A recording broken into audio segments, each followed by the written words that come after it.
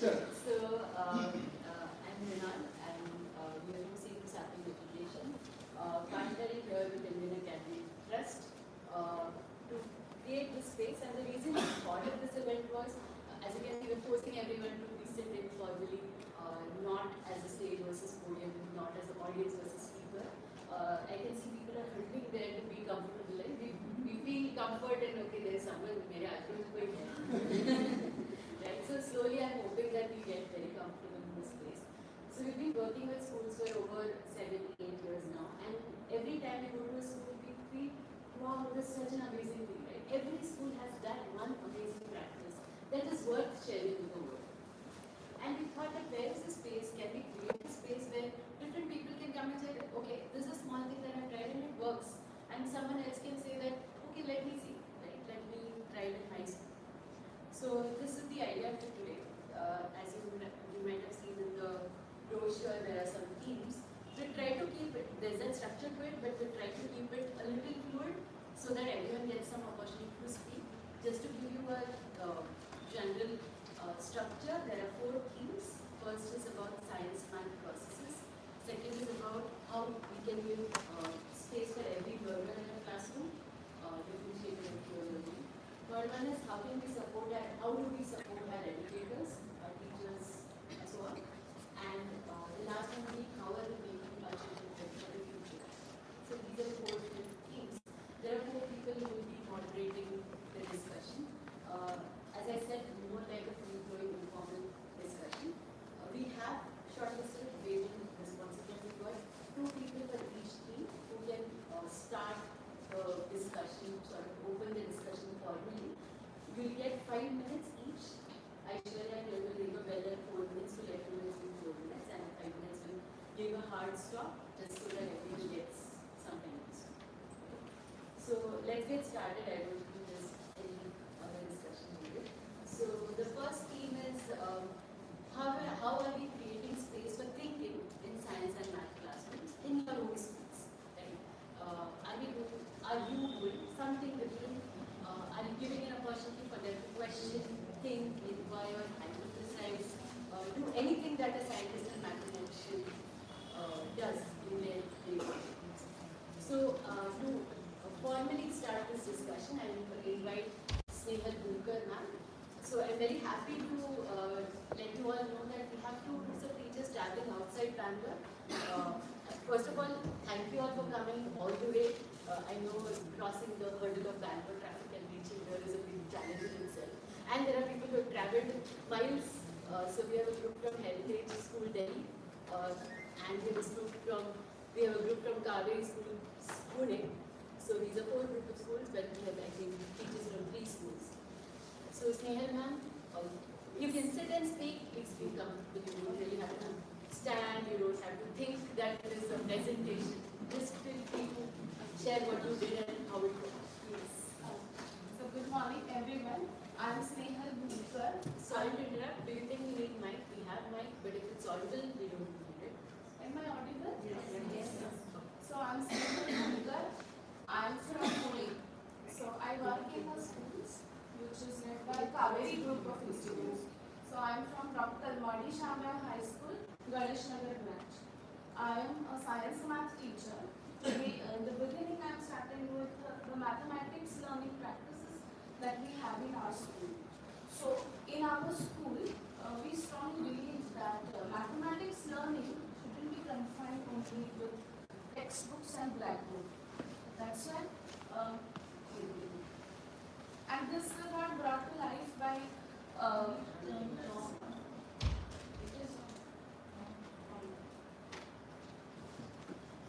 is brought to life with the use of. We can keep speaking. So it is with the help of a specially equipped mathematics lab that we have in our school. So this lab is equipped with different manipulatives, materials, puzzles, games, which gives the visuals to the children to understand mathematics. So as we know, mathematics is not only about the numbers, computations, algorithms, fractions, this, that. Math is all about understanding. And that understanding will come when body, they work together. That's why we have different materials, manipulatives in our math lab which support our classroom learning. So we are blessed with educational initiative called LearnQuest. These initiatives provide us different materials which we use in our labs, like materials, games, puzzles. Additionally, the cherry on the cake is the S2S method, which is a absolutely amazing inquiry approach of learning that we use in our math lab. So, idea is, what if this mathematical part, mathematical concepts, what if children see, touch, move, and visualize how mathematics work? It is not like some formula are given, some theory is told, and children are given examples to solve. What if they actually visualize the mathematics in front of them, because it is everywhere. It is not in the textbook. So a simple practice, a simple example that I can say, that young learners, mostly 4th grade, 5th grade, 6th grade, they have the topic. This is one of the examples as teaching them angles. So directly giving the elements of angle like vertex, arm, rotation, degrees, types of angle, it was so much overwhelming to them. So the small manipulator, you can see, is to cut circles at the data area. The interlocking and just with the movement of this manipulator, different types of angles. Okay, if I say a few, zero angle, right angle, straight angle, obtuse angle, we give them names and it is overwhelming for them. What if they see, they touch, they move, they visualize the mathematics with hands-on activity, it becomes engaging for them to do. So, if we provide them this material, they can feel it on their own and they can explore it whenever, wherever they wish. As I have said, cherry on the cake is S2S method, where our children have learned how to question, inquire, explore, observe, and think. So all the children, they are naturally curious. And these two strategies that we got from LearnQuest and S2S approach, they are nurturing this curiosity and inquiry. So this simple dice that we have, these are excellent tools to explore numbers and large numbers in the mathematics practice. So instead of we giving them numbers, they create on their own. They can have multiple strategies just using these dice. It's used for numbers, decimals, fractions, and many more concepts. With this, what LearnQuest offers us is different manipulatives which are just like this. This is very simple concepts that we feel like, oh, this is so simple. Face value and place value. What if children handle this? What if they observe it, they work with it? What if they make it and use? For number systems like Indian system of enumeration, international system of enumeration. So face value, place value, such concepts in mathematics are explored through this. And about science part, my colleague Uma will brief you. Short review. I guess Zim can talk. Good morning, everyone. So I'm a science teacher, right from 7th standard to 10th standard I teach science. So the important concept or the very important thing which we are dealing is with the thing which is said to be a think project or think type of a system which is there, where it is thinking, inquiring as well as questioning. So this is a like a think project which we are working with the students and all. So just basically what we are trying to tell them or making them showing some activities, doing some things, showing something which is in and around, and then making them write their own observations and all, and then leading to one single point so that all of them come together instead of directly telling them the concept directly. So we just see to it that it comes from them only, and then we make it as a interactive session. So for just a simple example, if we take about the example of the shadows, so we just don't tell them that the concept of that shadow which is there, what should be the opaque object, or whether it is a transparent, or what is the relation between the shape of that particular object, as well as does the nature of the object see, whether when you just go outside and see at different times of whatever the time period of our day is, how you are able to see that particular shadows, whether it is a smaller one, bigger one, how what all it happens. So just by doing this, by telling them to do it at their home, and or in the school itself, when we are in the morning, then we go back 10 o'clock, then we go back 12 o'clock, they are till there by 2 o'clock. So we have that particular session so that they see what the shadow of that particular person. Similarly, then we tell them to see the shadows of different types of the objects, whether it is same, whether it is different. So they can just correlate with that, and then the topic continues for the discussion, and then come to the topic why it is and why it is happening, why this type of a phenomenon is there, and so on. So this is one of the things which we are doing past I think 10-15 years. We are doing this, that is called as a thing session for the science. Similarly, science, we are having a laboratory work, all making them also to do not only. Sir, Yeah. so we'll come to discussion on both the ideas later. We'll move to the next idea. So these are ideas that have worked in private schools. We have someone from Caring with Colors, which is an NGO who works very closely with government schools here in Karnataka, and they have tried project-based learning with government schools. And Rahul from Caring with Colors is going to share how they did it, and we have seen really wonderful things happening there as well. Thank you, ma'am.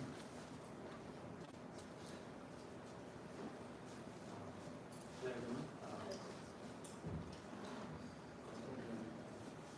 Hello. Hello, everyone.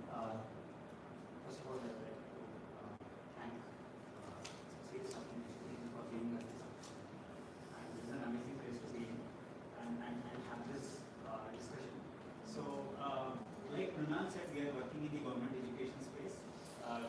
So currently we are working with about 5 districts in Karnataka, and what we are trying to do is we're trying to bring in experiential learning as a day-to-day classroom teaching learning process. So in government schools the scenario is a little different. So there are a lot of issues that we all know about, dropouts, infrastructure issue. But here our aim is to transform the mindset of the teacher, their skill, and then work with them to create a conducive environment. Right? So we are working on all 3 aspects. So the skill set, the mindset, and the environment in which they are in. So when it comes to science and math, or any other subject for that matter, through project-based learning, we feel that it is one of the best ways to bring in experiential learning and move away from methods which are heavily reliant on rote-based learning. So what we plan to do is we take the same concepts that are there in the textbook, but we turn them or we split them into chunks wherein we see or we think as a student as well as a scientist saying that how can I break this down, what skill is involved here, and how can I implement this in the classroom. So for example, when we say scientific process or the scientific method, almost all of us tell the scientific method in the same order, right? So there is observation, there is hypothesis, but we see that there is a danger in this. So the danger is that it will become a recipe. So for everything you follow the same recipe, and eventually even students will get to understand that okay, if I follow this recipe, I will get something. But the process itself is lost, right? So again, we are kind of productizing everything, and putting a different spin to it. So project-based learning is all about the product also, but more importantly, it is focused on the process. Okay? And this kind of ties into the differentiated learning aspect, also saying that there is there is so each project that we give, so we start with a question, or so we call it a leading question or a driving question. You can call it whatever you want. So the question is the core of the project, right? For example, for a chapter on, let's say, pressure, so the leading question would be, or on heat, so the leading question would be, will you be able to create a device which will retain something which is hot or retain the temperature of something that is cold? So this is a simple question. So at the end of the project, they will have come up with something which will do this. Right? But what this project is doing it, first thing, it is bringing something real life into the context, into the play here. Right? So there is some goal that they have to achieve, but then each subsequent activity is designed in such a way that, you know, we split the entire heat chapter into sub concepts and then we move on to it, and then we say to the teacher that you come out of your teaching zone and let this be a student centric, you know, classroom or an activity. Now the teacher has more time to observe what each student is doing. Now the teacher knows, you know, what exactly each student is doing, and then for each of the activity we have rubrics which they will be able to observe. So the bottom line is that we So 1 minute line. 1 minute, sorry. So to develop skills, we need to have activities, or to develop skills, we need to do activities consistently, right? No matter how small we think they are. So Madam mentioned a lot of wonderful points, right? With respect to the place value and angles and all of that. So how consistently we get them to do it? For example, prediction is also a very good skill, right? How consistently we engage them with that is how much the skill grows. So when we don't provide the opportunity and when it is not consistent, but we expect that by the end of this activity they would have gained the skill, then there is no connect there. So how do we bring this in, and how do we bring this with low cost, no cost resources? Right? Whatever is readily available is what we are kind of doing, and we are seeing a good amount of success. Where we are seeing that the community has come forward now, saying that okay, whatever you're doing, whatever you're sending a child with at the end of the day, this is really good. So we'll also help you in this endeavor. Great. Thank you for sharing, Rahul, and Snehan Nadu. Any questions you have immediately ask anybody? Yes, ma'am. When it comes to project-based learning, you started with system. You started with a system that's creating, which is a top-notch skill. Very interesting. And the students get over it and you give them space to think and explore. Now, with multidisciplinary approach and everything, how do you actually go about, because the interest of students will vary in the classroom. That is one question I have, how do you go about it? When we focus on the process and not on the product, but on a realistic basis, when you are giving a project-based learning, I'm sure in classrooms, you will be announcing, you will be informing the parents, there will be a time frame. So, how would you, do you evaluate, or you just leave it, or do you have an endpoint to it, and how would that? Yes. So we have an endpoint. Basically, what happens is, so whenever, the reason why we give a product to the student, or you know, something in the form of a question, is that it is like a question, or it is like a challenge kind of thing, which is going to motivate most of them. Right? But what we do for the teacher is that we provide them some information saying that what is this project all about. Right? So we would like them to employ some backward thinking. So whenever we do a project, the teacher, or if you are a teacher who wants to do something, the first step is that you fix your destination, or you fix your goal. What is it that you want your children to gain by the end of XYZ? Right? So once you fix your destination, then you just use backward thinking to see that, okay, I have planned so these many activities. There are these many concepts in the textbook. How can you integrate? That is next step. But then there is another very important step which you know which we do not see happening, is that the teacher not reflecting on what evidence will I get to know that a child has understood this concept? It's very important. So when we go through this process, so there is one level of clarity saying that, okay, so this is my destination, and given my classroom is comprised of these kind of students, right, I will have to modify it in these many ways. So there are a lot of control which a teacher gets to do. Now when we are talking about the actual project itself, again the kind of projects that we give to teachers, we give them a freedom of 1 month, saying that 1 month, one project. Right? Do it first, because here the thing is that many of the teachers whom we deal with, they are kind of stuck in their old ways of doing things. Right? So just to get them out of that routine into something new is very difficult. So when we say that you have a month to do this, ideally if I were the teacher, I would tell them that I would do this in a week. Okay? And I would explain them the stages that stage 1 happens in first 2 days, stage 2 happens in the next 3 days, and then the last day you take it as a presentation. And you can call your parents and everyone. So here we are focusing on the product, not that we are not. But when it comes to involving in the project, it is the questions which matter, it is the understanding which matter, and it is how they do it and how they are feeling about it is also important. Okay. And then for every leading question that we create, we brief the teacher on what the answer is and where they need to close it, because this allows some room for differentiated learning and multiple perspectives. So we tell the teacher that there are these many possibilities, but you need to stop it here. But if you still want to go forward, here's something else for you. So that is a decision that we want the teacher to take.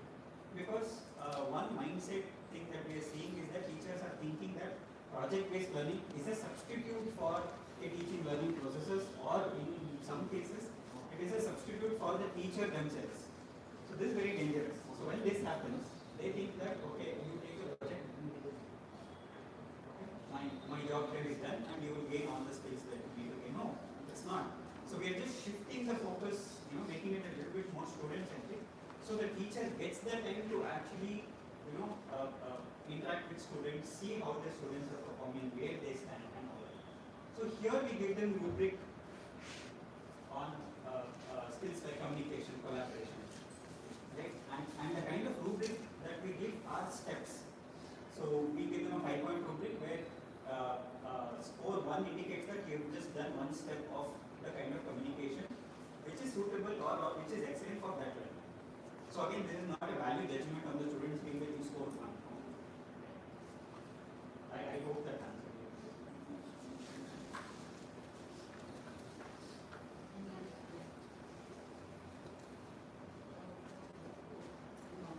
Let's say this. Yes.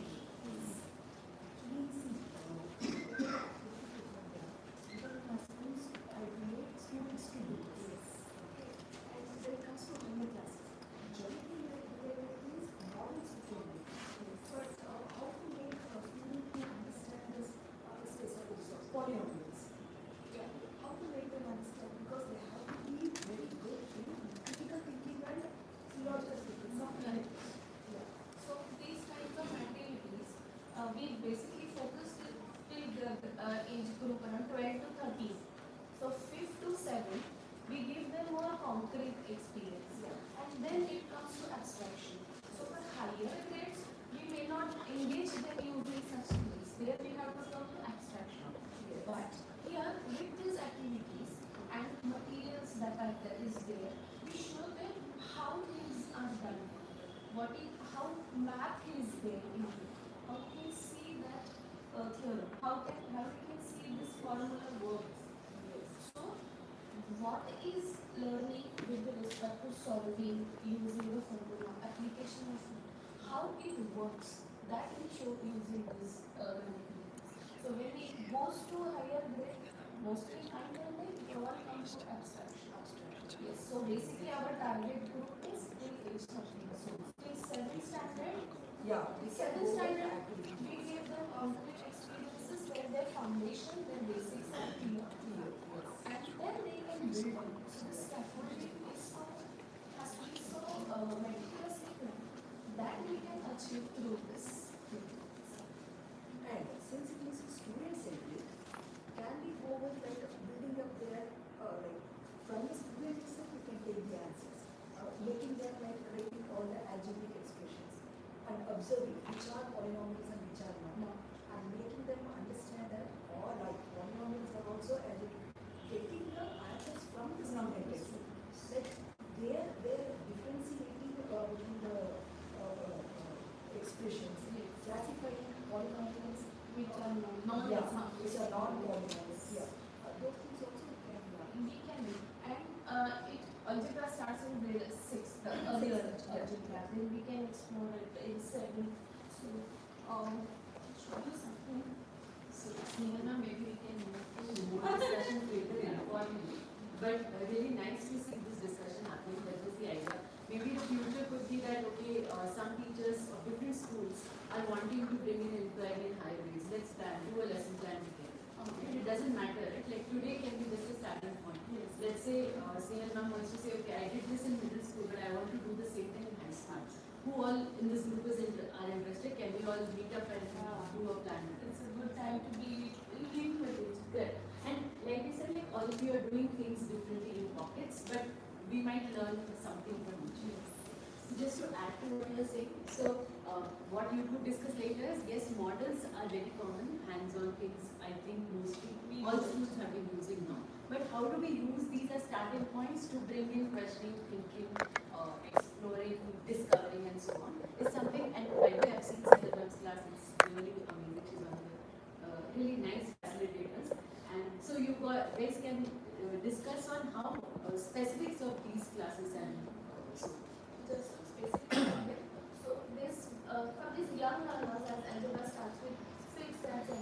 So we have algebra times where we give them exposure to this materials and then expression, equation, differentiate between two, and then slowly they experience this. Right, so I think we are running out of time. Very sorry to make this mood here. But we'll move to the next theme for now. Madhuri ma'am. So Madhuri ma'am is a principal of Kaveri School, Bani.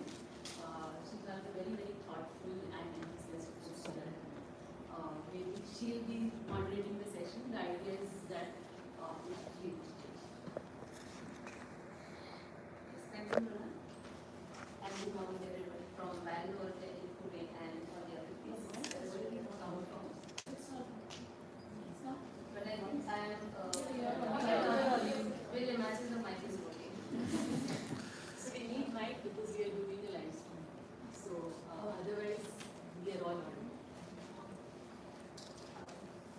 So thank you, Mridal, for bringing up this SQS team, and also for bringing up this because I think this is very important as all our schools. If we listen to one another, we always can have something to share that, hey, we are also doing this, or we are doing something different than this. And this is such a good platform to have all of us here together for sharing our practices. And I'm sure there's going to be some or the other takeaway for each one of us from the sharings that we are doing. Coming back to the topic here, that is differentiating learning. I'm a peer learner. So talking about differentiating learning, I'm sure as teachers, we always experience in our classes that we always have a mixed group of students. Some of them are so quick at grasping anything whatever we are teaching, whereas some of them take some time to grasp the concept. Some of them understand very easily when they see the visual. Many young children are the ones who understand when they do things experientially, hands-on activities. So we always have a unique, different set of learners in our same classroom, but we have only a period of 40 minutes, and we have to convey the concept to those children. So sometimes as teachers, sometimes like most of the times, I think that we tend to cater to the average group, which is the majority of any classroom. So there are very few children who are really having a high intellectual capacity, I would say, which in our school we term them as gifted. So we are working on this term because this term has a little bit of different notion to it is what we have understood. But at the same time, we also have very few children who are really struggling in learning something. So those are the children with special need. But as a teacher with only a period of 40 minutes or 35 minutes, we easily tend to go into a mode where we can cater to the maximum number of children. So these children with high ability or the children with special needs feel left. And that is how they start disliking the school, not feeling heard, not feeling accepted in the school, and they stop coming to school.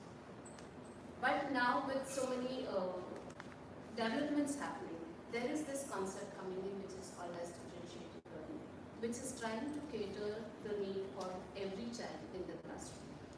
So differentiation, I would feel, is not a luxury now, but it has become a necessity of every classroom. And I'm sure we are going to have some people here who are ready to share how they are having this concept of differentiated learning into their classrooms. So,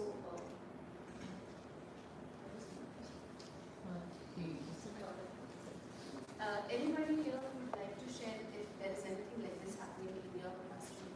Yes. I think we have speakers decided already for this thing.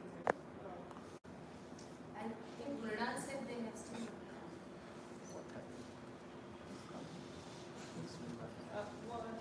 Differentiated from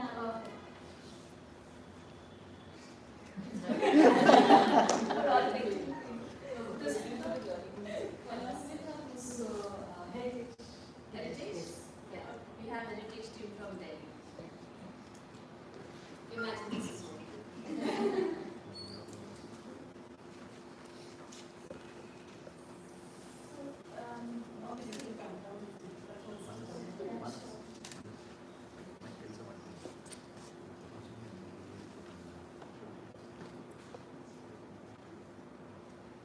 So thank you for calling me here and not turning back, and this is the right point that I want to share.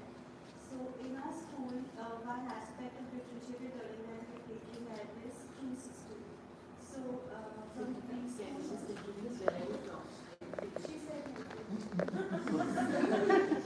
okay, so we are from Heritage School. Our principal name is Sunita Ram, and we have 5 members. Sukrita. So we're from Heritage School, Basankuj, and I started with the fact that Nami requested me to come here and not turn back and look at it. It was difficult for her. So this is one aspect that I wanted to pick it up, that from preschool to grade 12, that means 3 years to 18 years, we try that kids sit in crews. The most important aspect probably of that, what I understand, is listening to each other, which is missing in the world. Because you just here to answer or to judge the other person, but what to listen and understand. And so we have 22 kids in the classroom and 4 crews. So 8 kids per crew.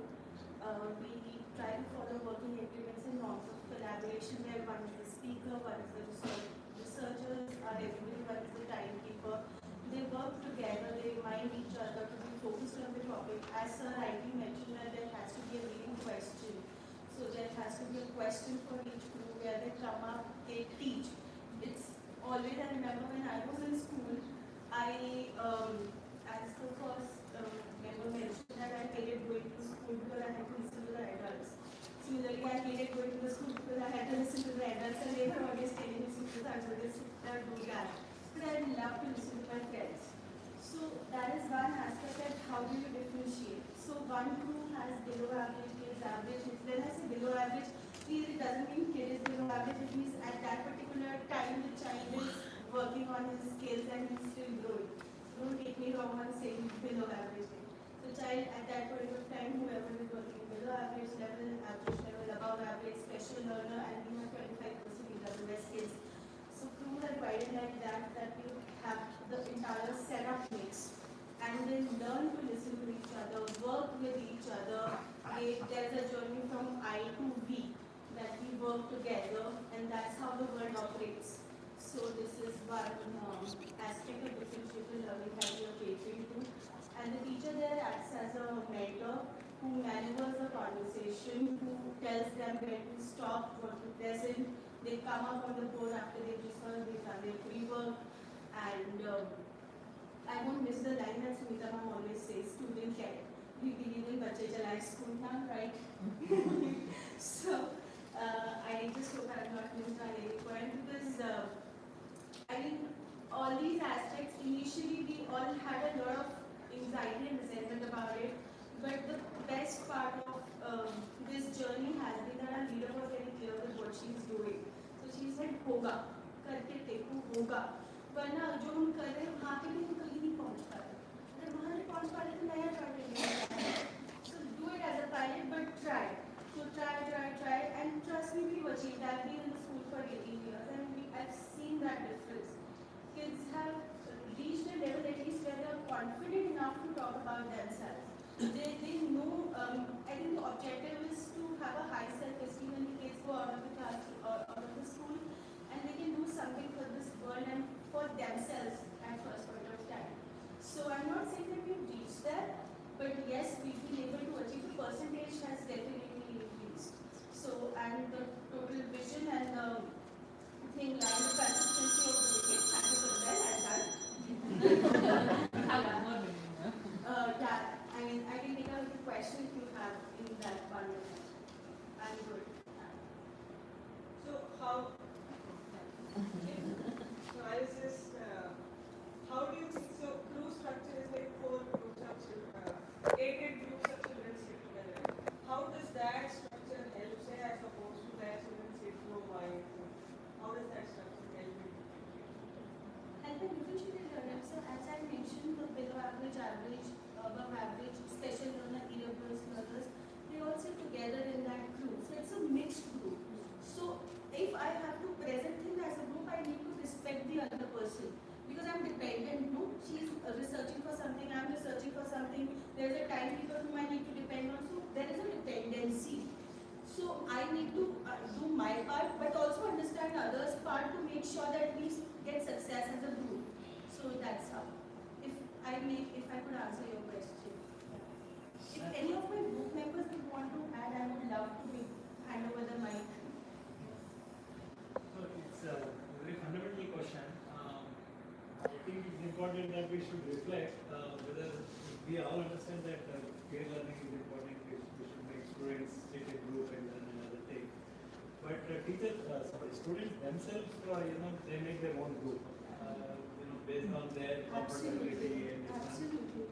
So will it not be a good idea that as a teacher or educator, we should focus whom if I'm comfortable with this person, probably my learning will also improve if I work with this, rather than a teacher telling me you go with that group, you deal with this group.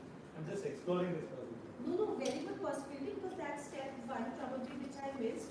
So when we make groups, there is a one-to-one conversation with each child and whole class conversation. That why such group, when we are sitting here, why, and then there is rotation also. So, Sangeeta, recently you shared that they've given names to each group. If you could just get a little louder and speak. We have a minute. So generally we ask them who are you comfortable with, or is there anybody who is helping you out in any subject. So they give their names. So if I can say they already are aware that they are having the peer learning and they already select their partners. So ma'am, he or she is helping me out in this. We also have buddy system in crews also. Yeah. So there is one person always there for him or her who's always checking whether the work is done, and they have this learning happening all the time.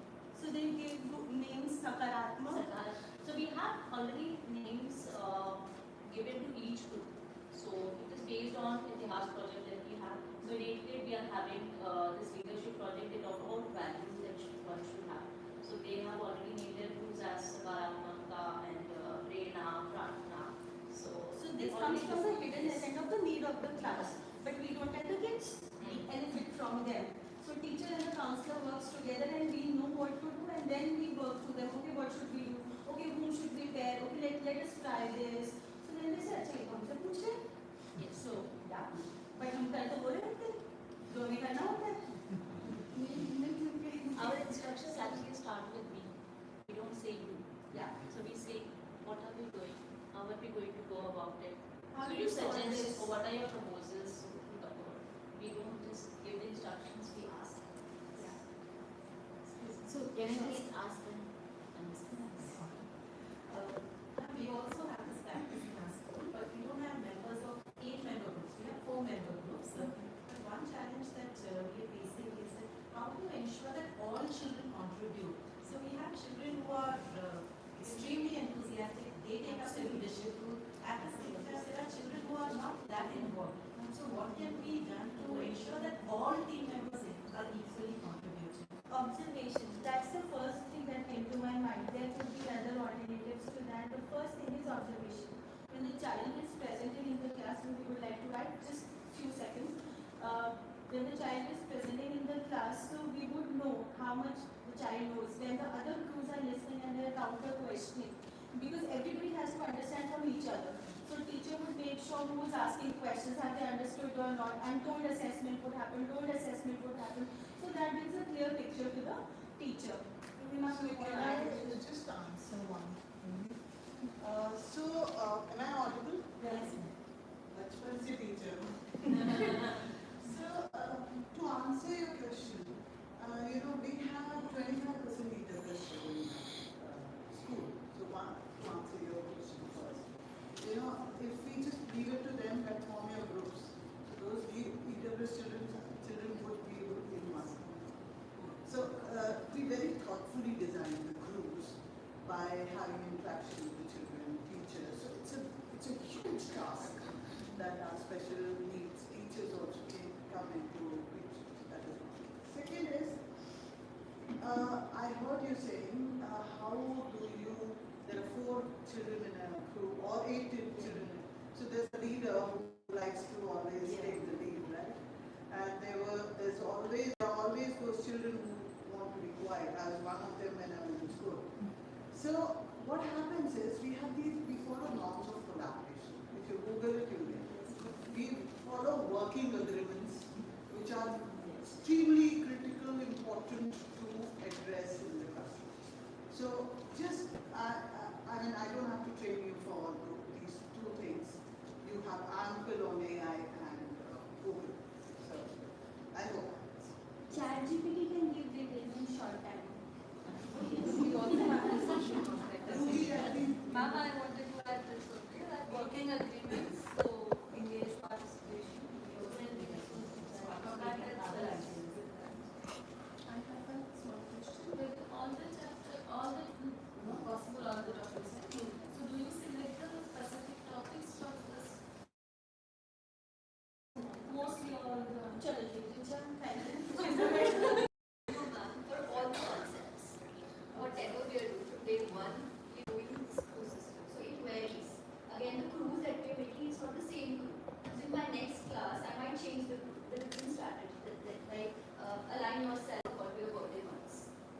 Okay, and then according to your taste buds, like spicy, you like spicy, so that's the way. So we keep on changing, and all the topics that we do, even the activities that we do, again, that's the crew activities. Then we build up the ones, prediction, then observations, exploration, everything happens. And age group? So everyone, 3 to 8. 3 to grade 12. I mean, preschool to 12. Initially we did struggle, but slowly No, we're still struggling. But now we started this with maths also, even in matrices, determinant integrations, calculus, so we've done there. CBS. So it's been 12 years that I've been into the system, and for past 10 years I've been questioning everything I did in education. And I think I would say we've reached to 50% in these 10 years, and 50% come. There's so much to do. And there is, you can invent every day. You मतलब बच्चा. We can just be the moderators as and being models. So one statement that I'm going to share for her is she's not doing the system, she's built that. Any other question that you might have? That's what we asked in the class. Thank you. So I have a question for everyone. So she spoke about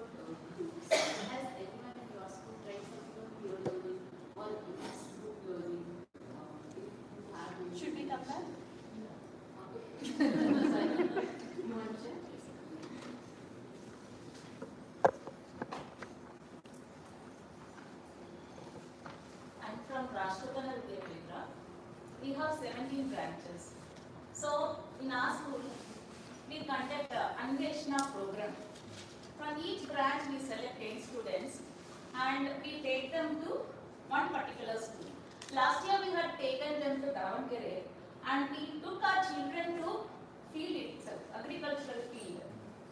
Say, there they understood, they gathered information from the, directly from the farmers.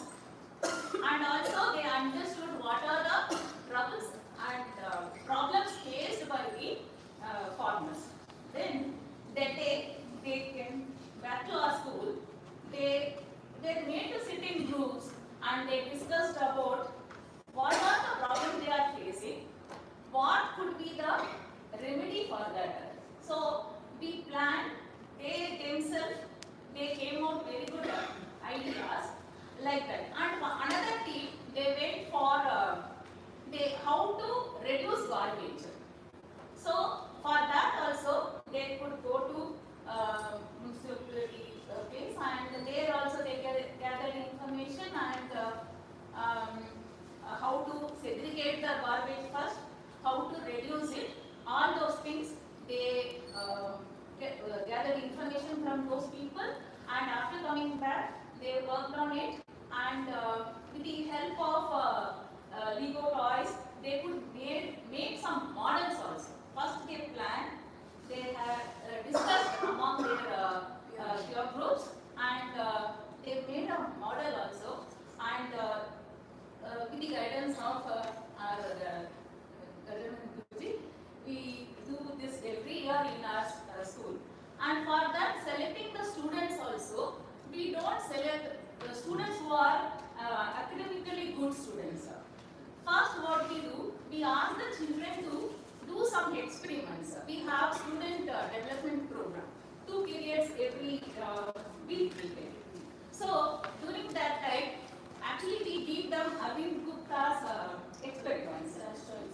Yeah, using very simple materials like PET bottles, all those such things, caps, all those things, rubber bands, ice cream sticks.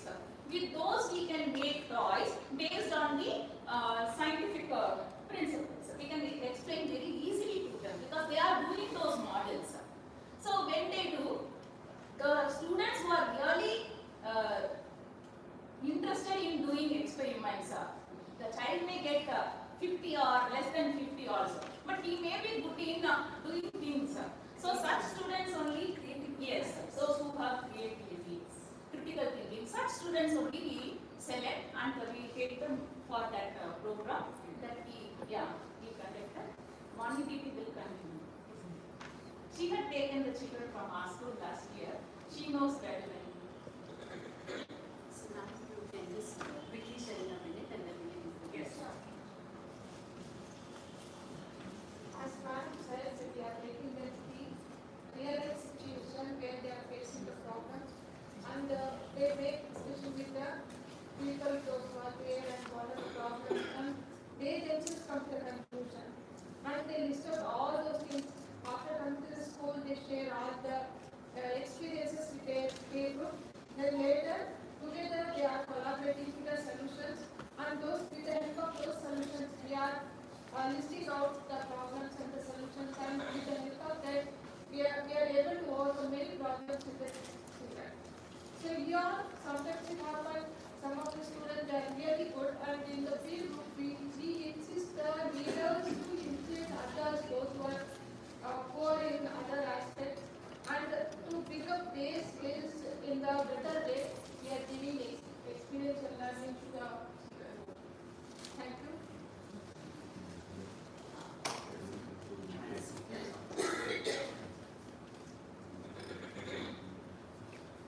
So when it comes to peer learning, we had a very unique constraint that,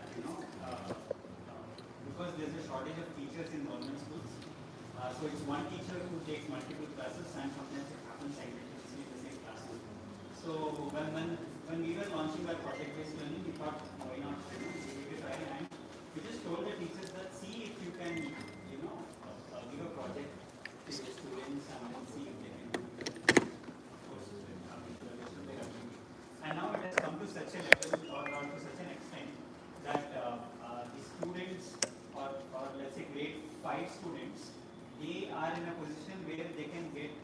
or they can guide grade 4 students to do the projects. Because now the grade 5 students have done the same project in grade 4. Right?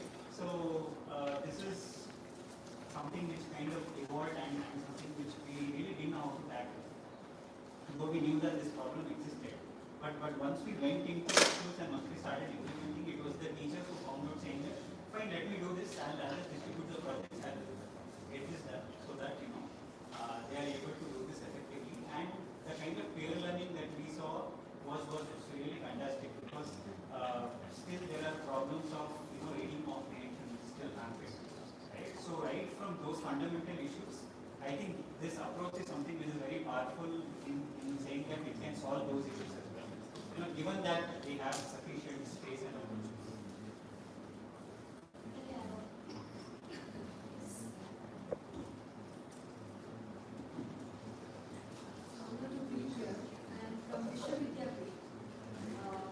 I would really like to thank Mr. Pankaj and team, because from the time I have ever met him, the meaning of competency is still emerging and developing and still exploring, I should say.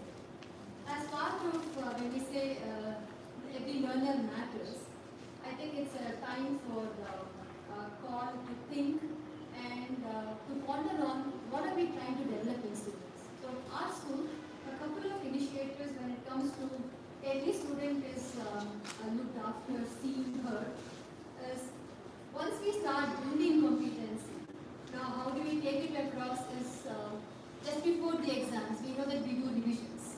But it is not where the teacher gives worksheet. Yes, it does happen because we need to meet the expectations of parents. But here the students take revisions where the parents are invited to the revisions. That's one thing. And to talk about experiential learning, because it's a process of experience and it takes time. But what do? When we know we are into a process, we call the parents during orientation. So during orientation, during PTMs, we do have students show what is experiential learning or how they have taught the topic or how they have learned the topic through demonstrations. So they question the parents, they question the audience. So this is where when we talk about building 21st century skills are seen in students with their communication, their confidence, their critical thinking, and sometimes the parents do say that, oh, you made me think, I don't know the answer, come back to me later. I think then they're a great job of it. Thank you, Mr. Pankaj. I know we are short of time, but there is one very unique thing which we do in our schools. I take less than a minute. I thought I will share. It comes under differentiated learning. As I said that in our classrooms there is a mix of students always, and we have that one spark who grasps things very, very quickly. And luckily we had such one child with us who is a prodigy in math. He is now in his 10th grade, given his 10th grade exam. So you can imagine how difficult it must have been to the child who has won gold medals in international Olympiads, and he is supposed to sit in the class and still do the theorems of grade 10. And we can't help it because he's a part of the system. He has to go through all of that. So what we did is we would give one card to the child, which he could use once in a month, where during the math lecture, the child could opt that he wishes to step out of the class. And then he can do whatever he wants in that 2 periods or 1 block period of math. And do whatever he wants, means not roam around or anything. He was supposed to tell us what he is supposed to do. So he used to go and sit in the library and do whatever he wanted to do regarding academics at that time. And this is one strategy which we opted for the child, where if he was really not very happy to sit in the class, if it was really very monotonous to him, he would step out and do the things that he would want, and it was always be a form of accelerated learning for him, because he could do his own things related to math at that time. But at the same time, he was also real accountable that he has to still be a part of the classroom, and he still has to go through the syllabus. And it was his choice, because with his pace, he could still manage to do that. Because the other things regarding the exams and all had to be done. But then we were not forcing him to go through that particular system only to undertake the teacher learning process. So I thought this one thing I could share with you all, because this is something different we try to do, and it has worked out well. We did it for 3 years for the child. He worked from grade 8 to grade 10. Now he's given the test. So thank you. Thanks a lot all of you for sharing. It's been almost an hour that we are discussing different ideas, especially it's nice to see everyone reflecting, is it working, is it not working, how can I try to my students? I think nice conversations at this point. I can see a lot of people who came in later, we are getting in more chairs. All of you can be part of the circle here so that the conversation can become more involved, just physically being close to each other. So, yeah, as we said, there is no podium, there is no audience. Please feel free to sit wherever possible.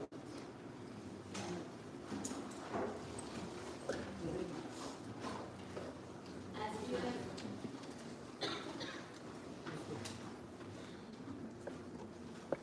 It's nice to face each other when you're talking, right?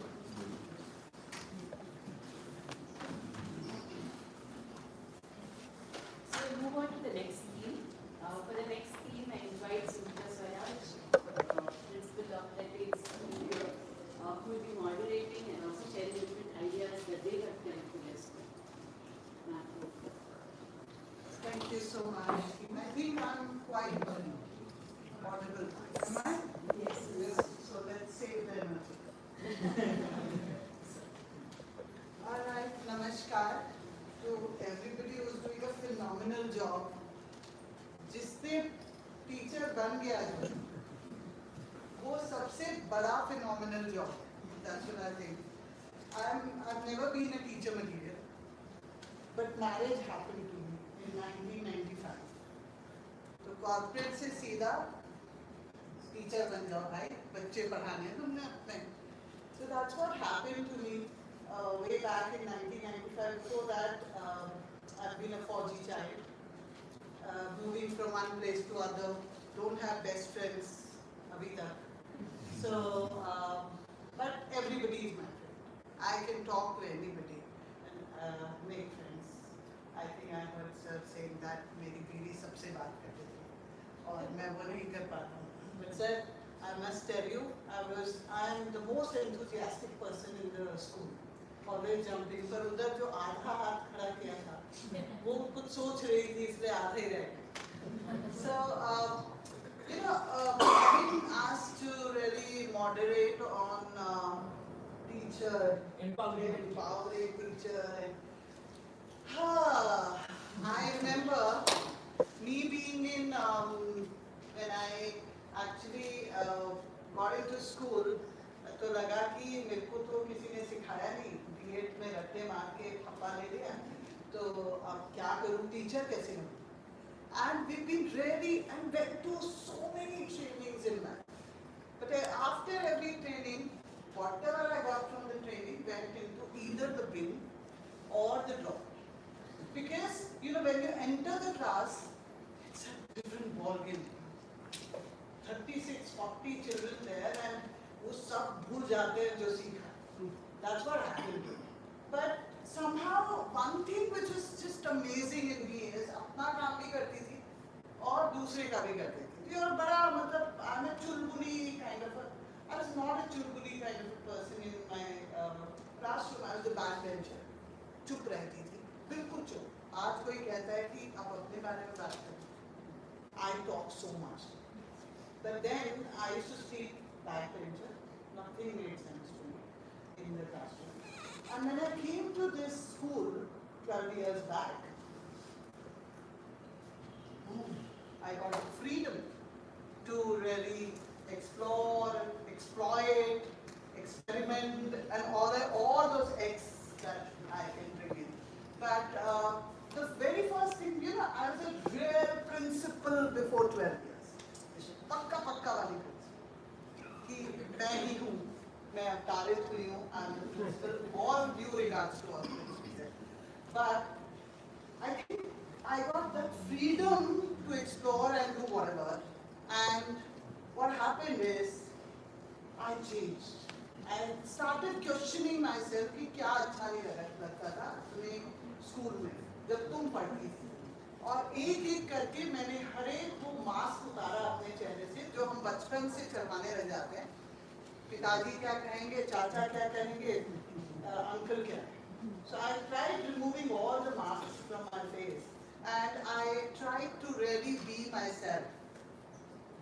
And a lot of such, things I picked up, which would really question the entire learning process.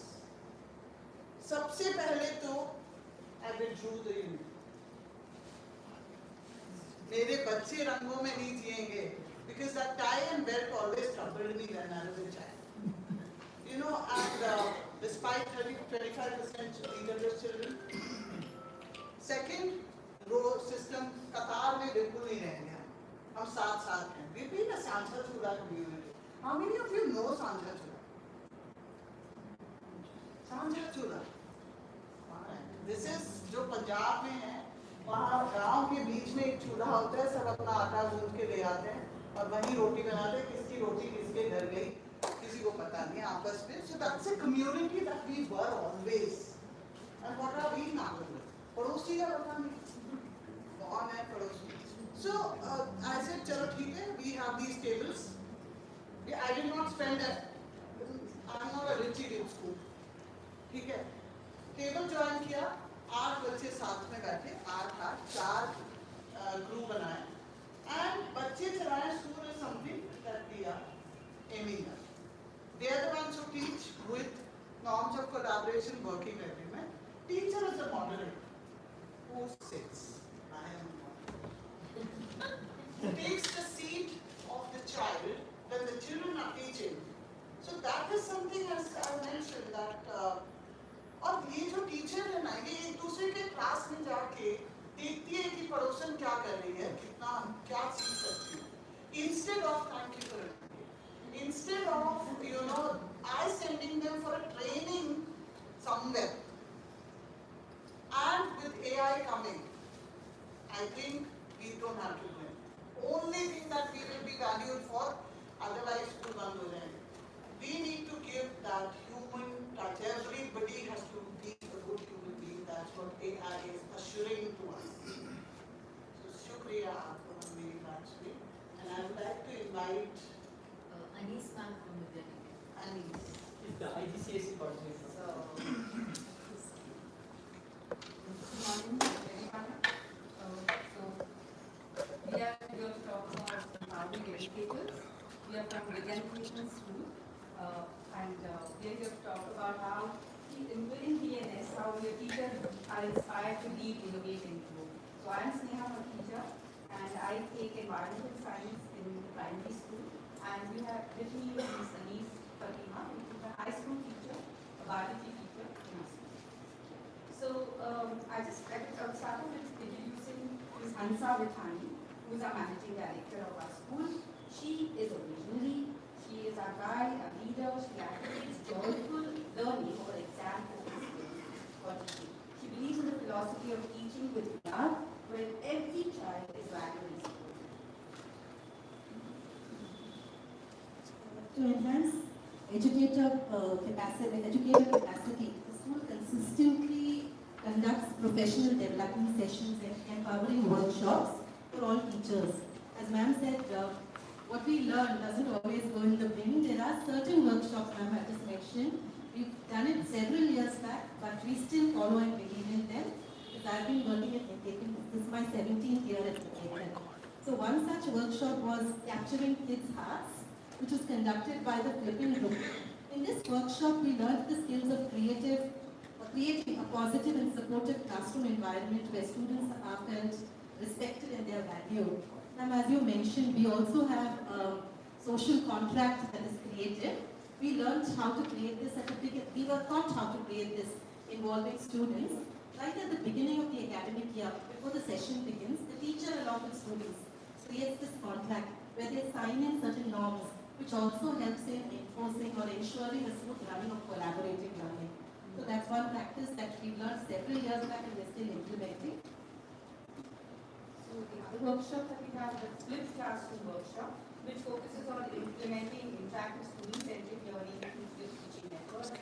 Then we have the collaborative learning strategy workshop, which would help you, as you all know, improve listening skills, teamwork, engagement, communication, and leadership in students. We've also had the NLP conducted by Ms. Rani in these, and this focused on enhanced communication and personal development for neuro-linguistic programming.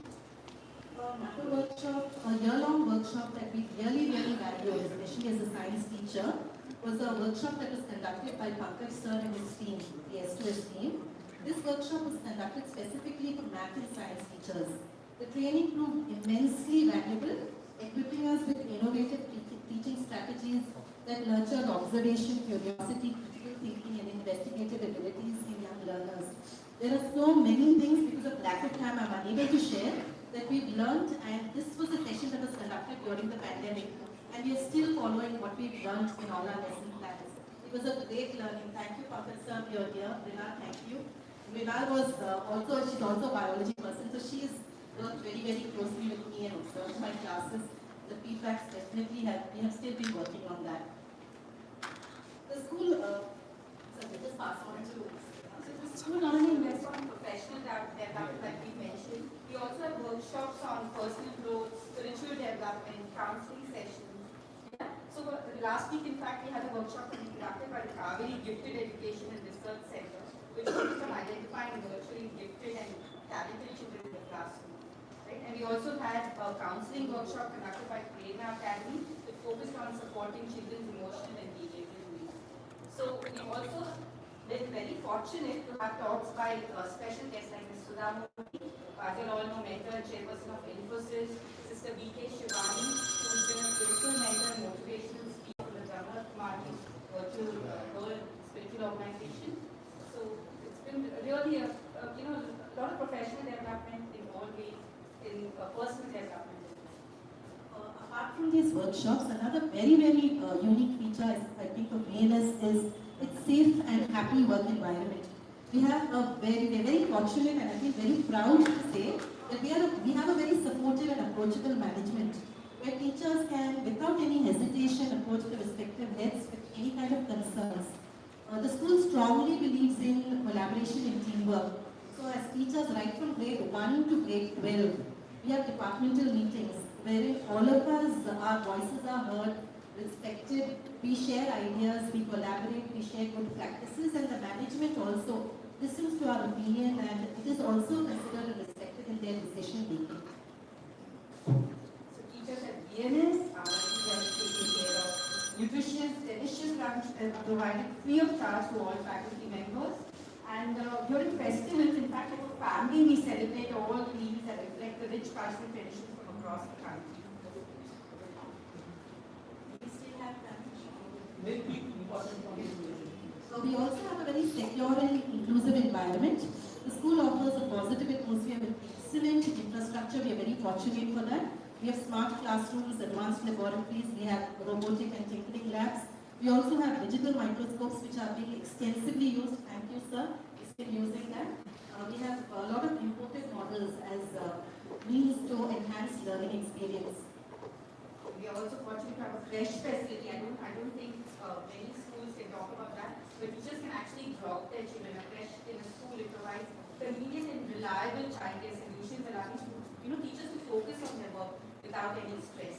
So another thing we also have is the school is committed to empowering its staff with consistent and fair remuneration practices.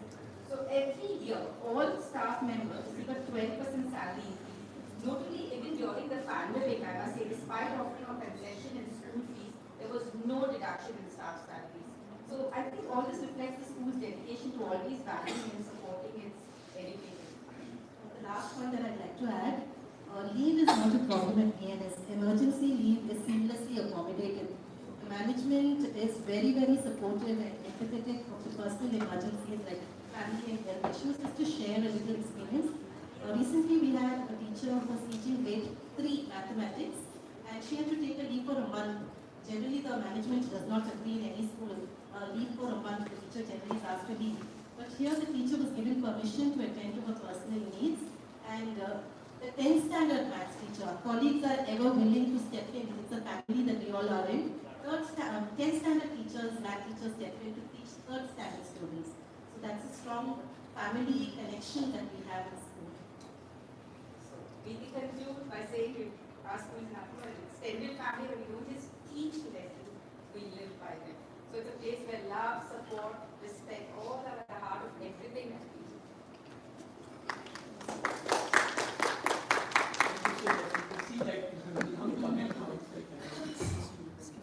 Yeah. So I would like to invite Aruna. Thank you so much. Thank you, Pankaj, for giving this opportunity. Thank you for contributing and providing this great opportunity for us to share our ideas. Basically, in terms of it's on. It's okay. Hi, I'm Aruna Iyer, Principal Pre Public School here in Bangalore, Chakku. So I'm just going to dig straight away into what I have here to share. A lot of what teachers and heads of departments from VNS have to say is what we have been following in our school as well, in terms of leaves, in terms of the COVID, how we managed it, and how we take care of our teachers. Let me tell you, our school is not one of the best payers. We don't give great salaries, but we have very low attrition rate. And one might wonder why. And that's because we make sure that teachers are happy and they're learning. And I discovered, I'm the founder principal of this school. It's now 10 years, we're into the 11th year. And I find that teachers want to learn. They want to be learning, and they want to be respected, and they want to be valued for all that they're doing towards nation building. I come from the premise that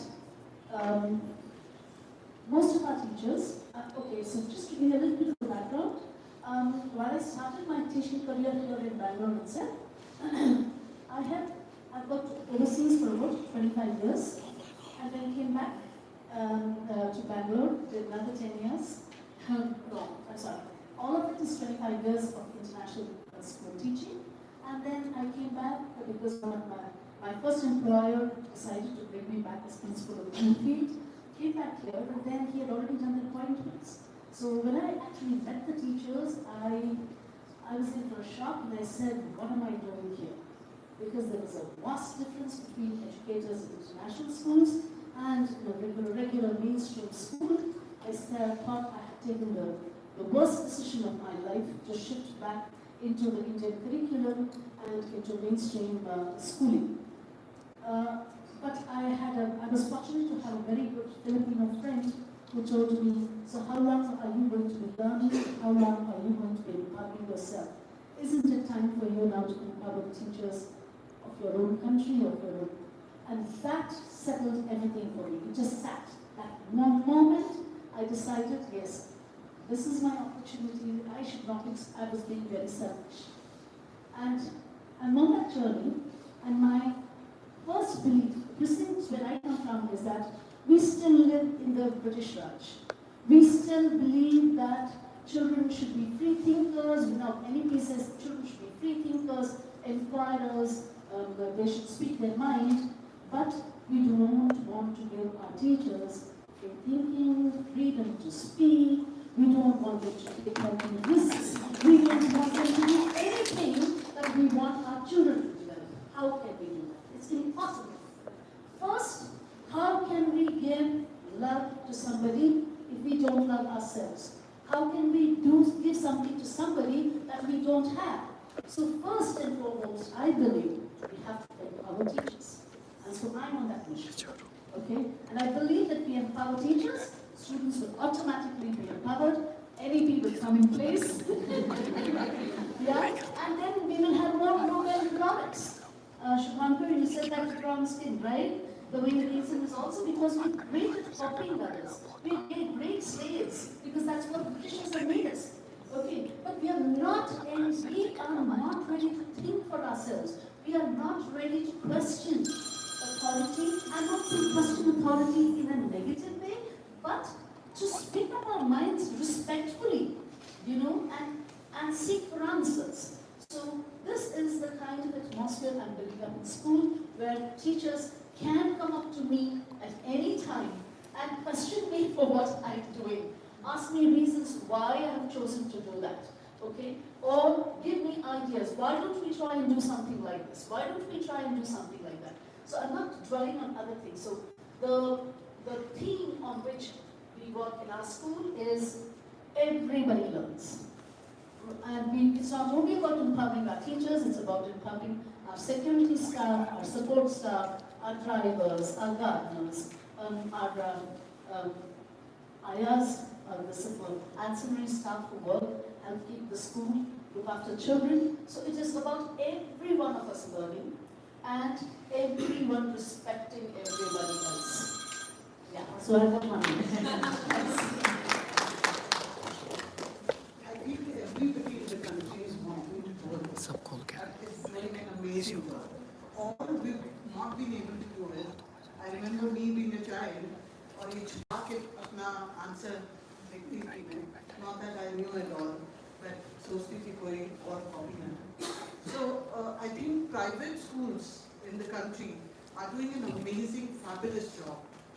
It's our responsibility here to take everybody together and share with each other, open the doors for each other. Let's learn from each other and make a huge difference to our community, because Indians are real hard-working people.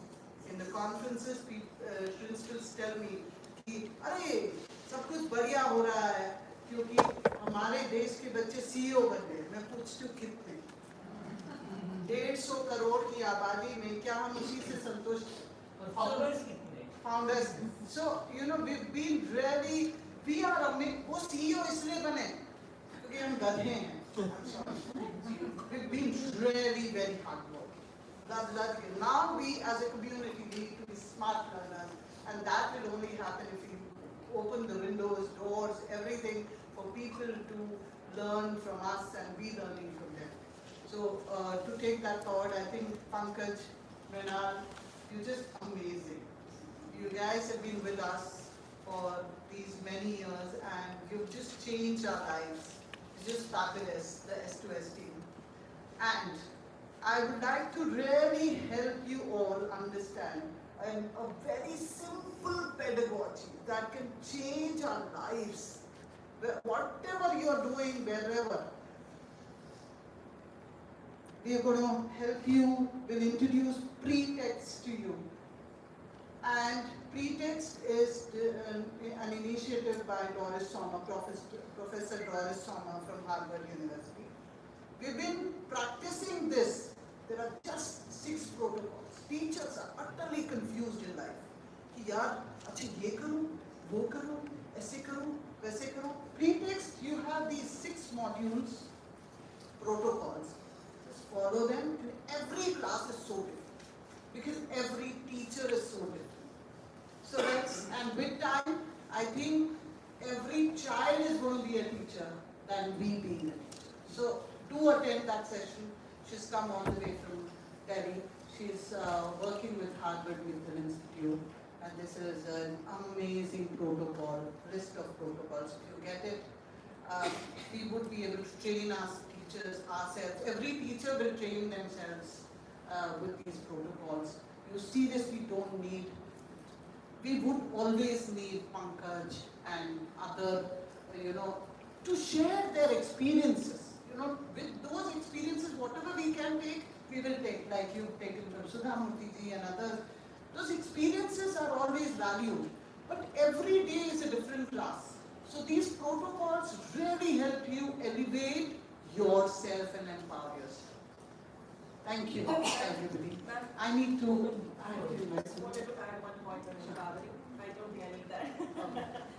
So when you talk about empowering teachers, so I'm a part of this group called, I'm part of this school called Aristotle Global Preschool. We are a preschool, so we only work with children from 2 to 6 years of age. When we talk about empowering, my name is Vibhavi, by the way. So when we talk about empowering teachers, there's one thing I want to add. Since we're a preschool, we work very closely with parents. As in my teachers work very closely with parents. So what happens is on a daily basis, they are dropping there with the children at the gate when the parents come to pick them up. And on a daily basis, they need to communicate with parents. And and you all are aware of how parents are, especially today, the ones who have 2 and 5-year-old children. So what happens is they have a lot of questions, whether from food to their intake to their output to their learning, everything, right? So one of the things that we do to empower the teachers, very simple thing, is that don't worry about what parents are asking you. I will handle that, right? When parents question you, whether to make them write or read, do whatever it is. You do what you feel is the right way of working in the classrooms. Don't worry that, they're not done writing, they have to go to the first grade, they're not done cursive writing, they're not done this, they're not done that. Don't worry about all of that. Because a lot of time teachers come and tell me, no ma'am, we should do this because what will parents say, We need to send this much crafts home, or we need to do it like this, or like that. And Mrinal and Shifa were there yesterday, and we were having this conversation yesterday too. And I keep telling my teachers, you don't worry about the parents. I will worry about them. You worry about what you want to do in your classrooms, how you want to empower your children and yourself. So that's one of the things, to relax them.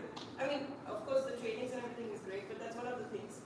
And you mentioned support staff, which is also what I wanted to talk about, that it's not just the teachers, it's the entire team. So for us, we are a very small preschool. So what we do with our support staff is, they need to work. I mean, they cannot, they cannot be affording to sit at home during their maternity.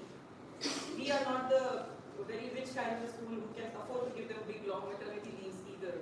So, and they want to work because getting pregnant is not a disease, it is a healthy thing. You don't have to sit at home and in bed all the time.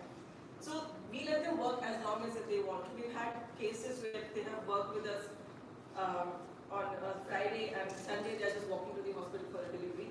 So we let them do, as long as they want, they are allowed to work. We make sure we balance their load.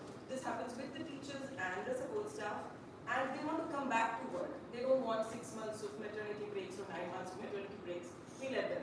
We let them come back with their babies. We give them a space for their child, for their babies, for their toddlers. Once they are about 2 years of age, we blend them into our school. Their children are taught for free. We're not charging them anything here. But we let them continue with our school for as long as they want to. So that's, I feel, is another way of empowering them, not forcing them to, not be able to work. Just want to add that.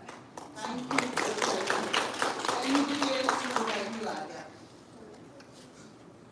So, before me, Uma, principal ma'am, friends and teacher, before our, placed teachers working under Kaveri Group of Institutes, and a special gratitude to Pankaj and Mrinal for inviting us here. Not be repeated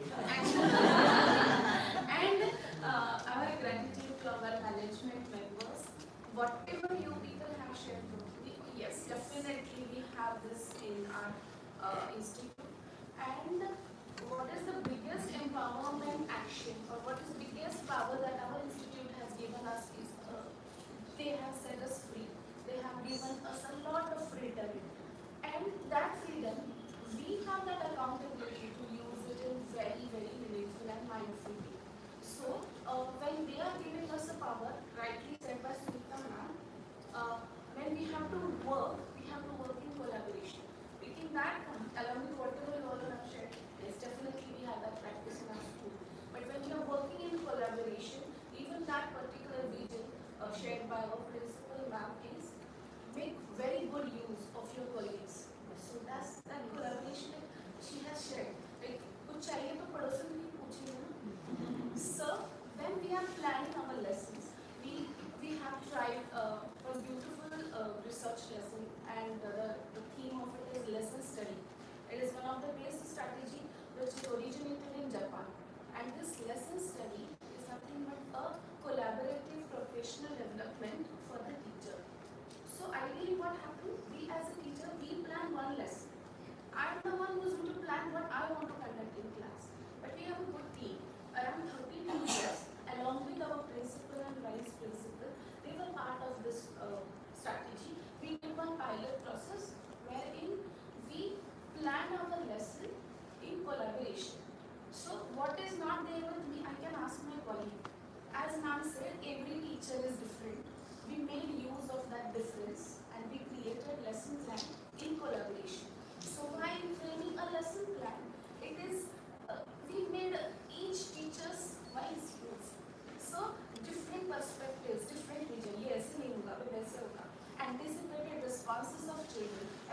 it was set in place. Then first phase was study and plan the lesson. When we are planning the lesson, of course we have to be very good in content and we have to go check, take reference from whatever sources available. So we created a lesson plan in collaboration. The second phase was teach, observe and debrief. So when we are working on the lesson plan, we are working in collaboration where 13 people are working on the same plan, but only one teacher will teach that. When one teacher is teaching, the rest of the teachers were there observing her teaching, but children will not sit in a formal way in the classroom. They will work in the group. Like when heritage team was sharing group, I was visualizing that plan. So this is very beautiful insight that you have given, that agreement, working agreement. So I clicked that we would have said that time. So children worked in group. One teacher was teaching, rest of the teachers were observing the individual tasks that children are doing. Lesson study is based on a research, so it doesn't start with any theory or any kind of lecture method. It always starts with a question or a challenge. Some challenges are teamwork or group work, some challenges are individual works. So during that 40 minutes time, this group work of the children is observed by individual teacher. So 4 children were observed by the one teacher. Later on, an endorse she was writing different parameters, the rubric was made. So the observers were not there in the room to see like how she's sitting, the notes निकालते देखते कैसे सिखाती. The purpose is not to make a perfect lesson plan. The purpose of this is to see how are they learning. Many times we feel like, oh, these 3 years I'm teaching fraction, now also it doesn't understand how to add, how to not add the non-notice when the addition of like fractions are right. But why? We always say इसको आता ही नहीं है, इतने बार सिखाया. We took that onus. क्यों नहीं आ रहा है? Let's introspect. Let's debrief, reflect. So in first phase, what did we do is we teach, we observe, then we debrief. Then we sat together. After that first phase of lesson, we sat together. We discussed how did it work, how did it work. Then there came the next phase where we have to revise, modify the lesson plan. And that modification is basically, did my instruction work in the first plan? If not, let us modify, redesign our lesson plan, reteach. After reteaching, again we gathered the anecdotes, we have reflected on it, we debriefed, and we have documented it. And this is a cyclic phase. So study and plan, first thing. Secondly, teach, observe, debrief. Third phase is you have to revise, modify. And the last phase is you have to report and you have to again go back to the cycle. So this overall lesson study cycle has given beautiful insights, not on how am I going to be good and the best teacher in my topic. It's not like that. What is child learning? How are they learning is what is focused. And it gave a different perspective, different vision to our work. So the word collaboration is so close to my heart that make a good use of a person. And that is what we are doing. Thank you so much for sharing. Thank you.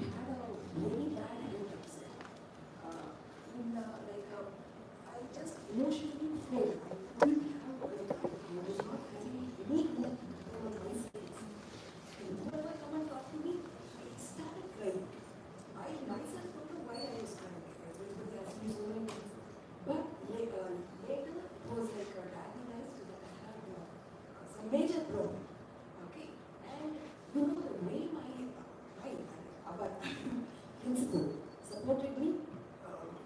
I was on a deathbed actually. No point of surviving was like hardly one person. My husband went to a principal and became emotional. She's very, she gave a resignation. Principal said only one thing. Let us hope for the best. Nothing will happen to her.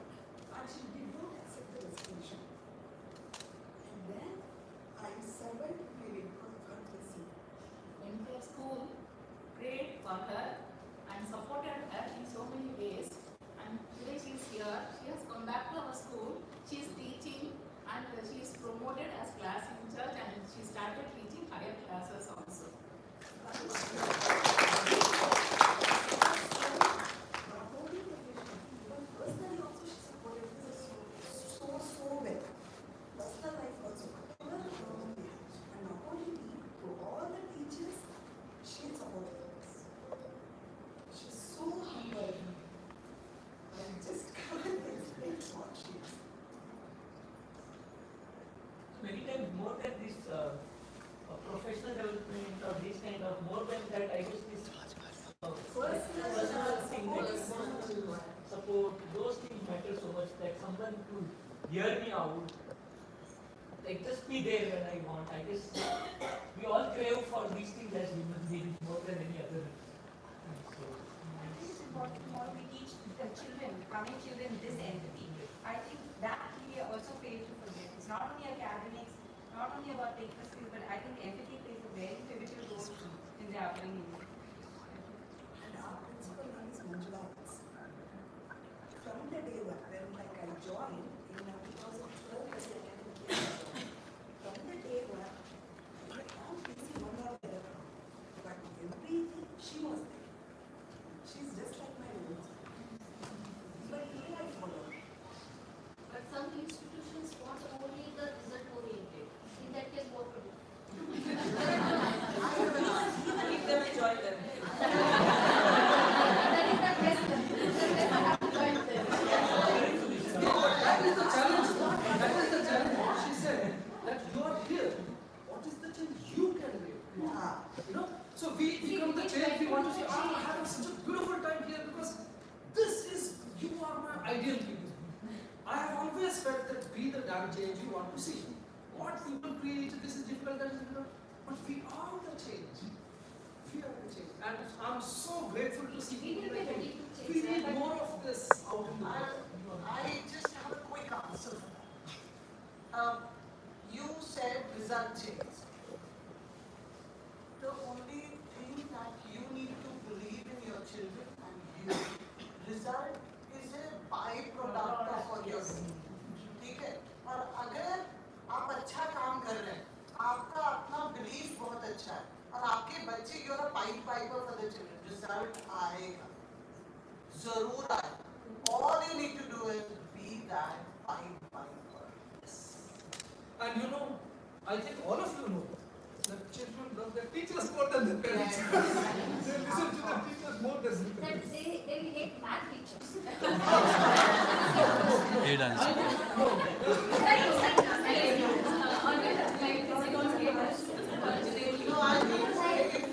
You can make somebody hate.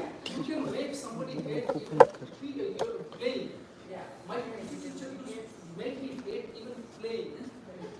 So it's not the subject, it is the person. Absolutely. All my favorite teachers are all English teachers from the world.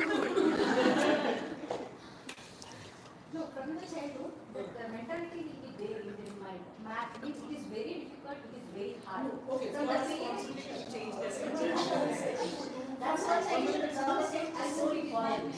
So this is, so let's do one experiment here, okay? Because I hated math, I still hate math in the reports, okay? But this is how I do things, okay? So will you all do one thing with me? Let's say, oh ho ho ho ho. Oh ho ho ho ho. Ha ha ha ha ha. Ha ha ha ha ha. Make this sense? No. Oh. Oh. Not nice? Let's make this Now let's bring in math into it. Okay? So this I came up with because I come up with ideas all the time. And this is how I make children understand how you don't need to like math. You just need to make it work for you. Right? We want to bring beauty into this world. So we will try the same thing by putting it in a certain pattern. Let's try it. Oh, oh, oh, ho, ho, ho, ho.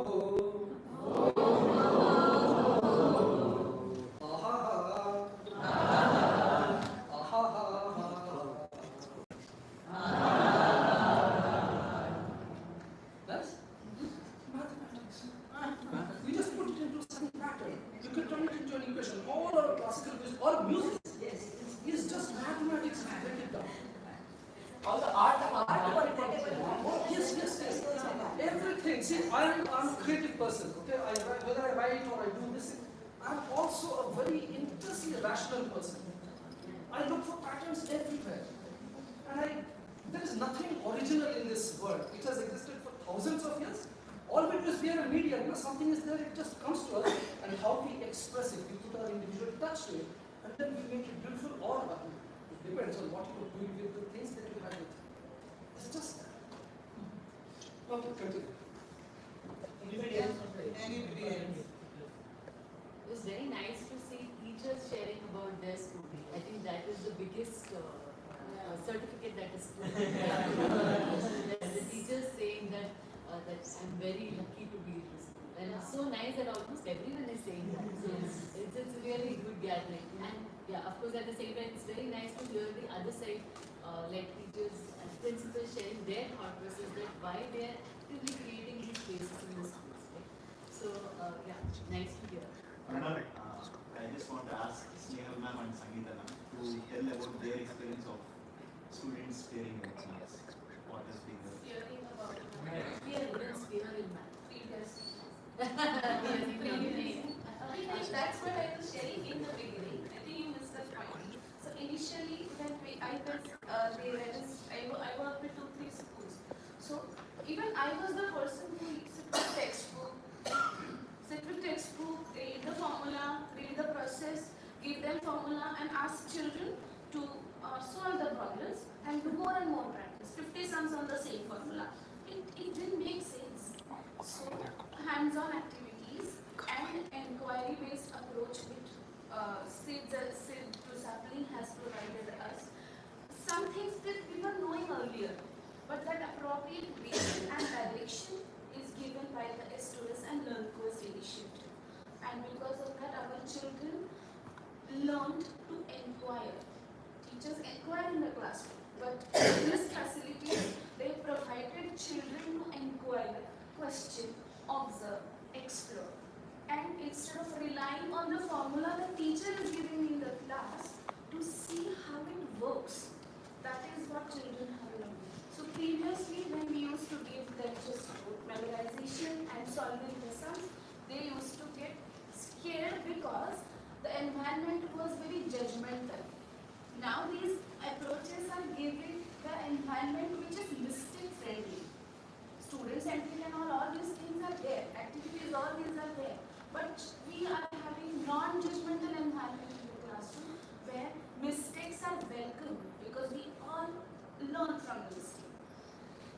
Another small action but makes sense that we want young children specifically, they want beautiful books where entire solution is solved perfectly.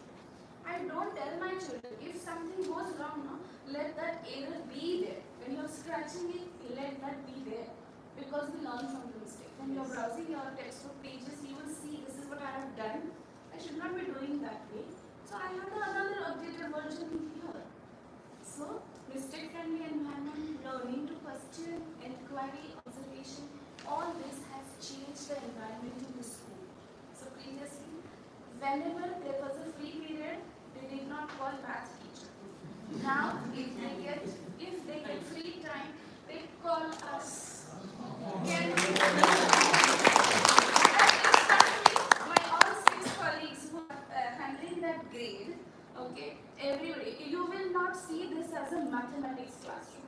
You will see it as some kind of creativity is ongoing, somebody's playing with the puzzle, somebody's working with the manipulatives, something like that. So dominoes, puzzles, bingo, all these fancy words which we use in the game, we have brought them into the classroom.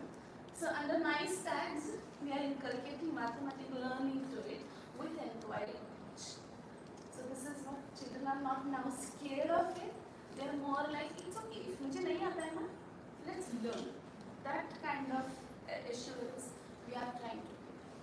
So this has changed the scenario of our classrooms completely.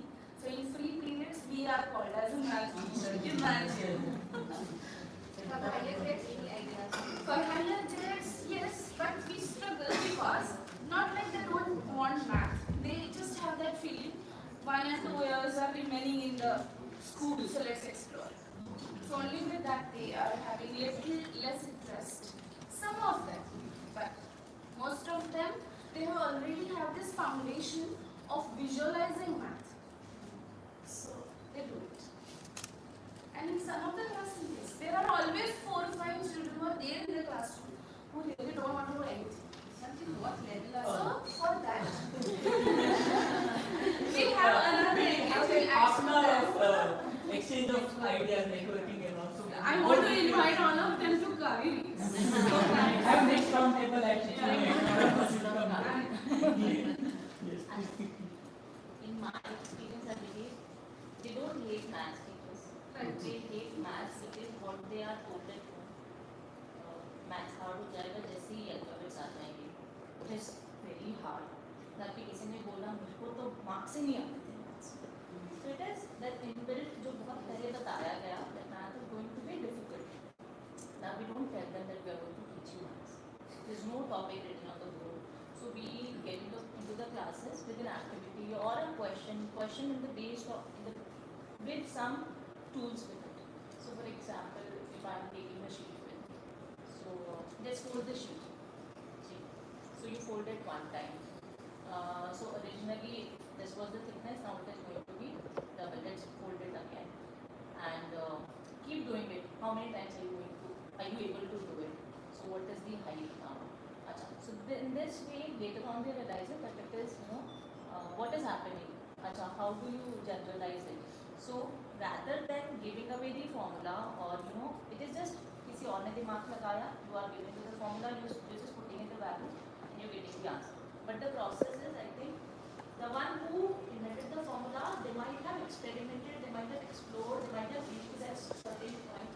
अगर वही हर एक बच्चा process, if they go through that process again, I don't think they are going to hate because if I invented something, I'm going to come back. Yes. So if I generalize the formula, that is, I have made that formula. I'm never going to hate that formula for some reason.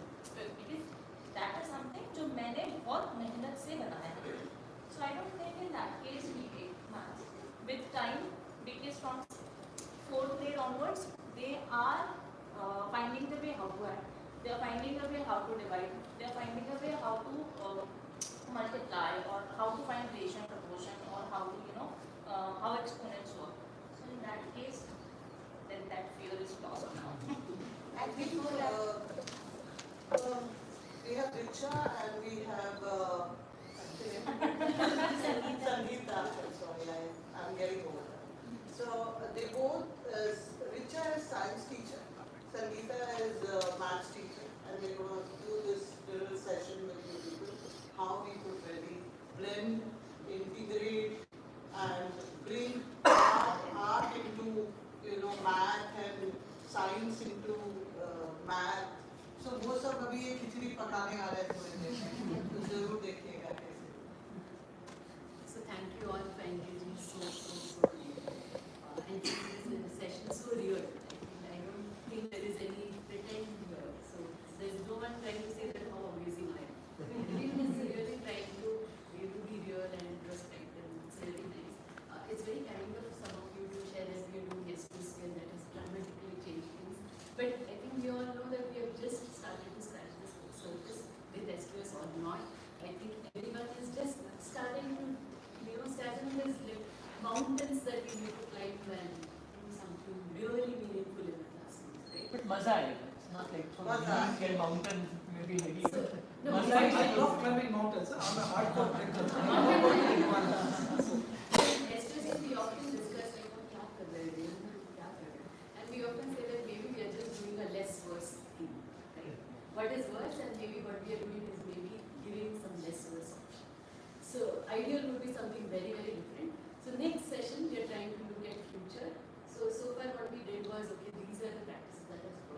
But I'm sure all of us have faced challenges. All of us have something ideal in mind. So what that ideal looks like and what is the future ChatGPT काफी लोगों ने AI के बारे में बोला. What is the future waiting for us and what are we doing in our schools for that? So in this next session, I would like to forget about what we are doing and maybe re-inspect where we are and where should we be going. I'll do this with the help of we have really interesting eminent people here, Vedanji and Shimla Sanna. Maybe Pankaj can introduce you. Yeah, just for everybody's knowledge, we know Vedanji for a very long time. So Vishal, you will all know, but he is also coordinating all the new NCRT textbook work. And been very actively involved for the entire NCF. So all the back to office work, the whole thing finally rests on his shoulders. So again, completely taken a break from his professional life, whatever he was doing, and now completely for nation building. So we are very fortunate to have one such person amongst us today. So very silently, I'm sure till now you would not have given. So so very happy to see you. I guess you will have Sneha, you will anyways take care of that, and Ranjan ma'am is also there from these schools of complex. So you can first share your thoughts and then आप करो वो तो आप करना.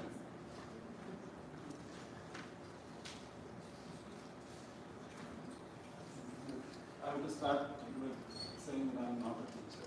I've never been a teacher. I'm a student, and that's why I'm silent.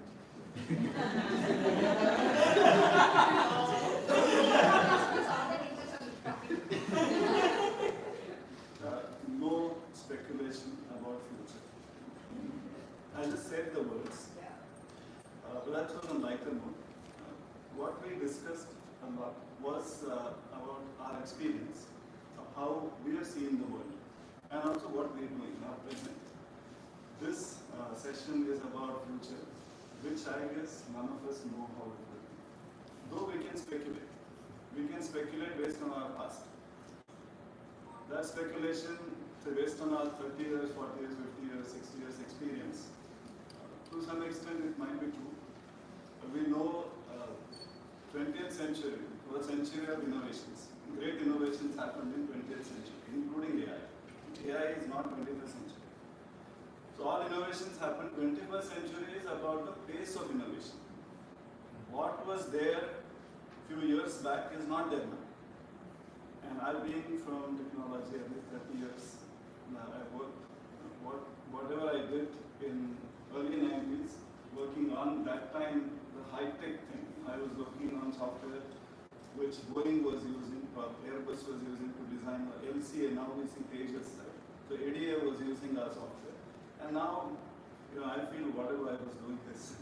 So I don't know what century it was, not just 20th century. So that's what the world is. And I have no clue about, what type of softwares are happening now. When I say happening, is people are doing it. But there's a lot which is also happening without people doing it. So that's the world we are in. So I was part of telecom revolution, 2G, 3G, 4G, 5G. Probably 6G. So all of us are we have used now any call is video call, right? Reliance Jio ke pehle, data itself was so expensive. And we worked on the core Reliance signaling software and all. And we were so proud. 4G pe count where we transform, and the product what we built in India, very proudly built in India product. 53% of world is using that signaling product. So we're very, very proud. But 4G chala gaya, 5G kab aaya, kisi ko pata nahi. All our phones are 5G. And 6G, almost, what 6G will be. So we are, maybe none of us are now even thinking about what that 6G will be. So it will be maybe 100 times, or they're saying even 1,000 times faster data speed. 1,000 times faster. So we don't know how world will be. Telecom ने एक change किया, that is location ID. So जहाँ location ID of our phone. So we call this cell phone, right? So So cell phone is linked with the cells. This honeycomb hota hai, hexagonal cells. So all this space is mapped with cells, electronic, invisible cells, and the towers. So the towers communicate with our phones, with everybody else. And now, this cell has an ID. That's a location. It was a private field. And then one day the standards committee decided usko hum public kar deंगे. Let any application know the location of the phone, and that has changed our life so significantly. From investigations, now any crime investigation happens on the phone location. To all taxi services, to everything. हम car भी नहीं चलाते हैं, just Uber, Ola, करो ये करो. Everything is now location based. Just by one change. ऐसे बहुत changes हो गए. So that's one part. Many times we think technology is the only thing which is changing and which is future. But that's not the case. There's another point which is shared future and individual future. जो मेरे लिए future है, जो एक गांव के बच्चे के लिए फ्यूचर है, न्यूयॉर्क में कोई पढ़ रहा है उसका फ्यूचर है. Future is like next 5 years or 10 years is different. So we'll think of shared future, we'll think of individual future also, especially when we're preparing children. और वो gap between individual and shared future is closing very fast, and technology is one of the reasons for it. So there's one point. The other point I wanted to make before we listen from all the experienced people is about from the future perspective. It's not just technology. जैसे हम बहुत बार कहते कि हम छोटे थे तो station में डायरेक्टली नल का पानी पीते थे. गांव में और शहरों में ज़्यादा अंतर नहीं होता था. बट अभी without even COVID, we have to use masks and it's not the virus, it's the pollution. Same is with food. We have to hunt for organic. So which was very basic and simple some time back is now so problematic. That's the future of 20 years back. We are at that future. So ऐसे नहीं कि AI, ChatGPT ही change करेगा. So we have to maybe go back to very basic thing. और जैसे आपने पड़ोसन का कहा, पड़ोसी का, जो आपने very beautiful example दिए of shared living. अभी shared living नहीं है. The future of what was so joyful and so connecting with nature, with people, is not the future. That 30 years back जाएंगे तो आज वो future है. तो कल क्या होगा? So we have to look at all these aspects. So future is not just that. That's all. और एक Hindi, as you know, all of us understand here. बहुत अच्छा एक गीत है. That गीत is निर्माणों के पावन युग में हम चरित्र निर्माण न भूले, स्वार्थ साधना की आंधी में वसुधा का कल्याण न भूले. So many times, we switch from this to this. So we switch from high production to no production. Here, just giving example. Fertilizer to no fertilizer. Water this to that. शायद ये ऐसा नहीं होता है. ये निर्माण, डेवलपमेंट, वॉटेवर का निर्माण है, इनोवेशन है, वो भी चलना चाहिए. बट उसमें चरित्र निर्माण, आपने जो कहा कि technology is making us a good human being. I think if you go back, what electricity has done, steam engines, electricity, what computers have done, and what AI will do. So first, human physical work was taken by machines. Computers did the mundane working, and now AI is going to take the thinking part of it. So this system में क्या रहेगा? So it's just the being part, what we say the conscious being part. So what is that conscious being? That's the future. So along with the way we are Vasudha ka Kalyan, which is our Kalyan. We are part of Vasudha. We are nature. We do not different from nature. ये सारी बातें future में school, in the school we should look at, not just judging. I'm sure there are many more views on this. So we listen to what they are doing. I mean, these are not schools.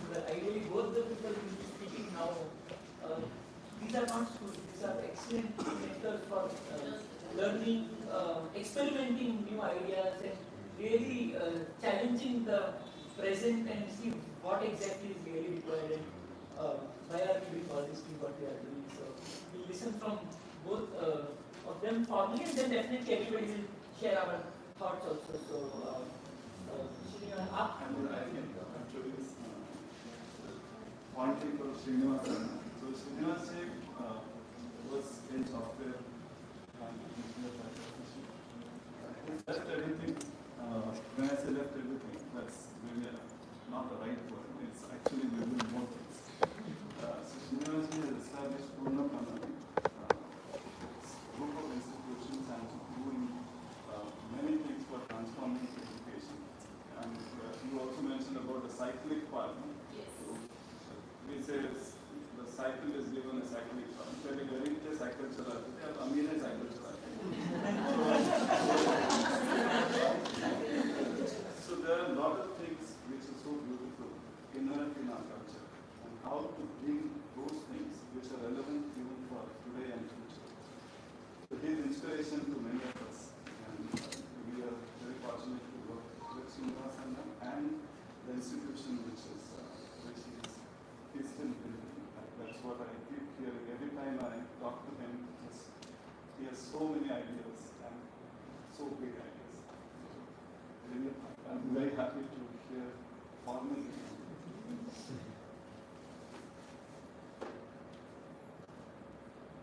Namaste, Kadambo. Very nice to have such a august audience, and I'm happy to with more than myself. I think both Pankaj and Nalanji has been an inspiration for what they are doing in their own spaces. I think I'll take from where Gajanji left. So he talked about these strands of changes that are going to happen. So among the three strands, I will pick the last strand. Kind of said that what is going to come. Right? What was very basic to us, like air, water, food, is not going to be easy for us. So if you understand this basic, I think all of us, probably I was kind of seeing this around 30-40 years back when I was very young. So, but that was not very visible then. In the 90s it was not very visible. These kind of things will happen. Now we know that we can't, we talked about tap water, but we used to take well water, river water. We used to have such a, everything was available in 90s for us. So, what is, wherever we are, why is this so? To understand this, we have to again look at the education. So, whatever I have heard from all of you so far, basically looking at what is given to us and what we can do better. So, but is that the right thing to do? I mean, what is the main purpose of education? What is the purpose of life rather? So do we have that clarity in education? So are we aligning our education with purpose of life?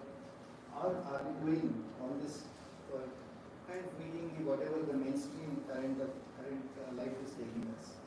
So unless we ask these questions, I don't think we will be able to fundamentally change our future. Otherwise, this future will evolve naturally and it will probably fall also in due course. So as thinkers, as human beings, we need to fundamentally look at what has happened for the last 200 years. So we are talking about science and maths. What is this? Why are we kind of behind this science and maths? All good intention, good pedagogical practice, good content, fine. But why science and maths? What is it? Where is it taking us to? And AI, probably, consciousness is left, but I don't know what people are thinking even about that, right?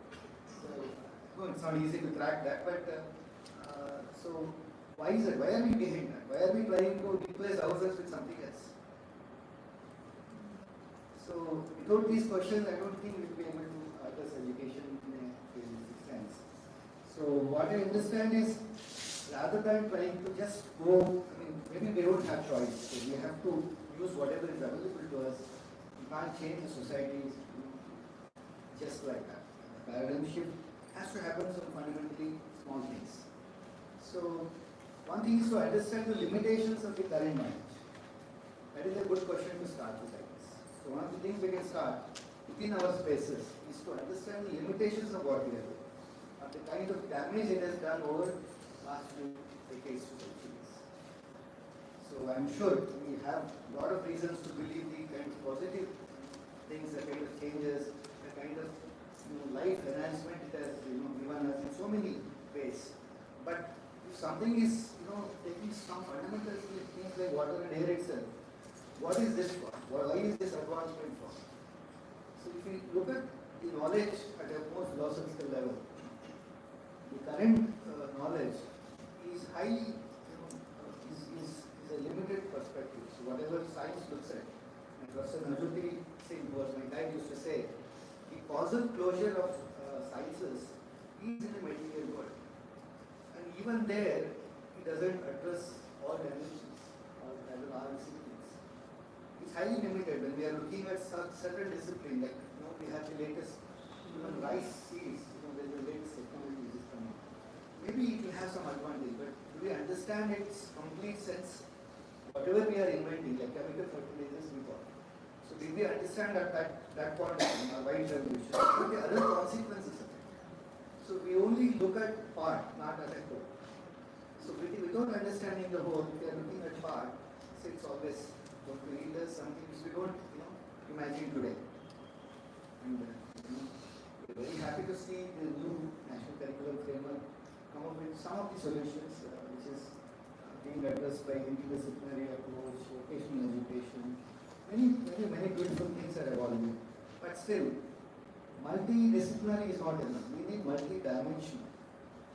See, this life is not just multidisciplinary. It's not just math, science, English, or whatever subjects we have.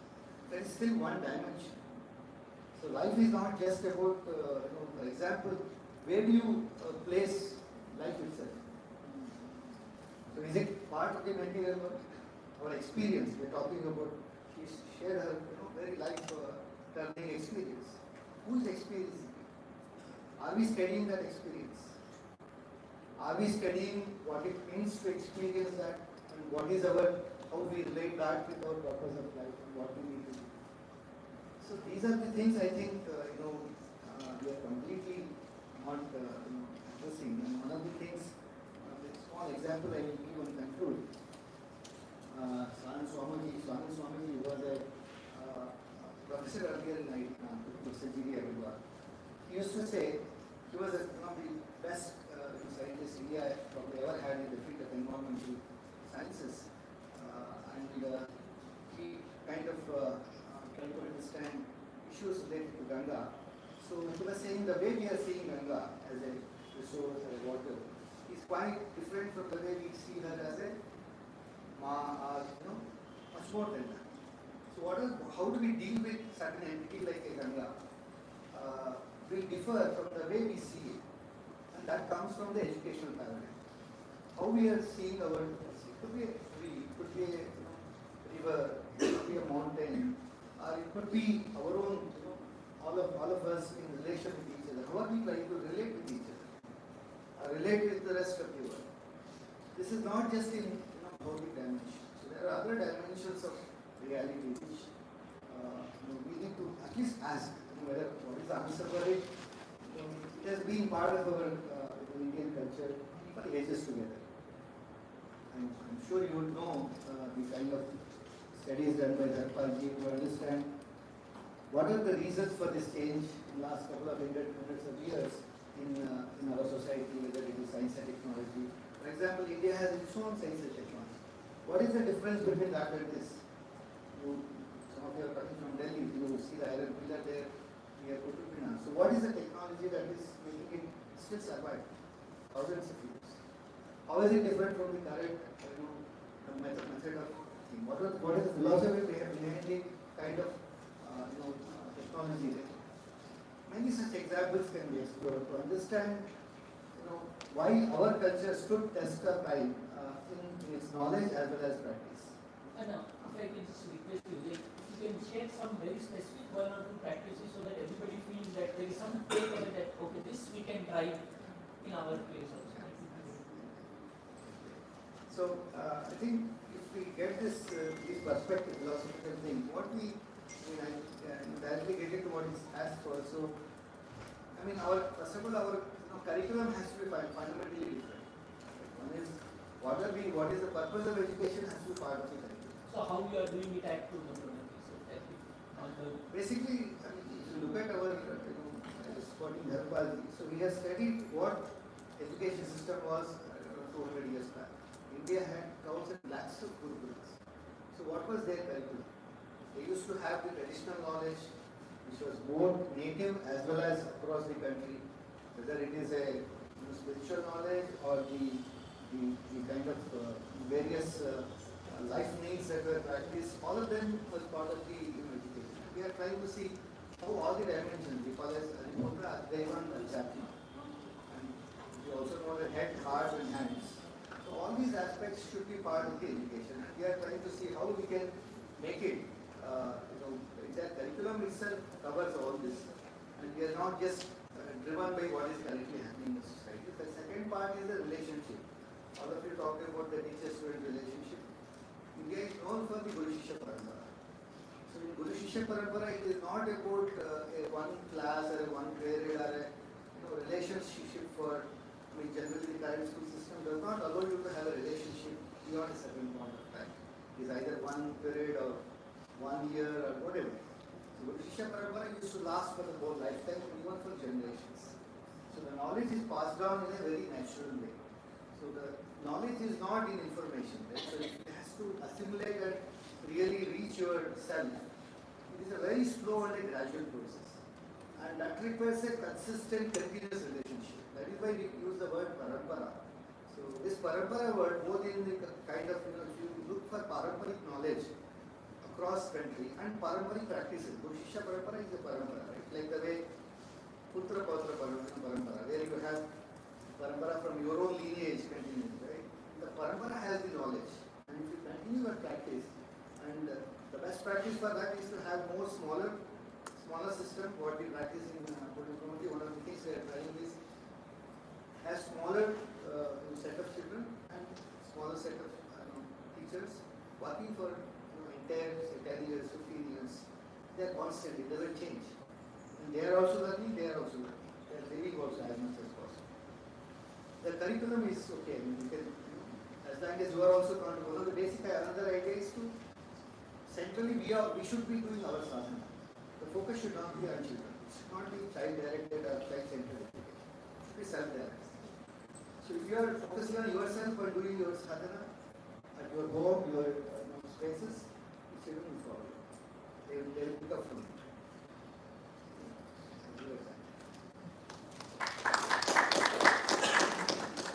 So just one question. You need this like a Gurukula system. So is there an end and what is it? Is there a passing on? What is it? What happens? What will the children do?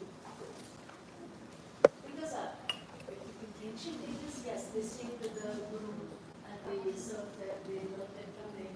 And there was a point when they said, okay, we are ready now, we can go out to the world to do your work. So what do these children do at the end of, and what is the end point, what do you envisage?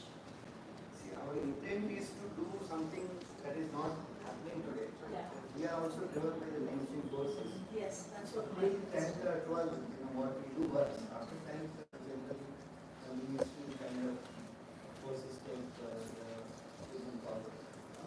We are trying to make it complete cycle up to university and education. Then it will become. I think basically. Can we take questions later? Because she comes late and then. So, then it can be open discussion. So, she is Rajeshwari ma'am. She also runs the school, this school, very automated, progressive learning space. So, And we are running a very small organization. We are not deviated from our focus. It has been happening for the last 20 years. We decided we will stick to it. It's a big question. Very, you can say, quality to the person, parents are giving to us. We don't have students like all of you have 3-4 sessions running at the same time. All together, I have only 65 children. But we have decided we will be running the school for parents and students who get education from our country. These are all very important. So, this school is started thinking that 21st century child is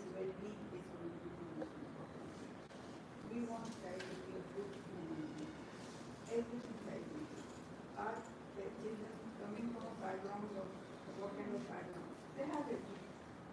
Parents are fulfilling their demands, but needs are limited. Need is very different for them. So we are focusing on those things.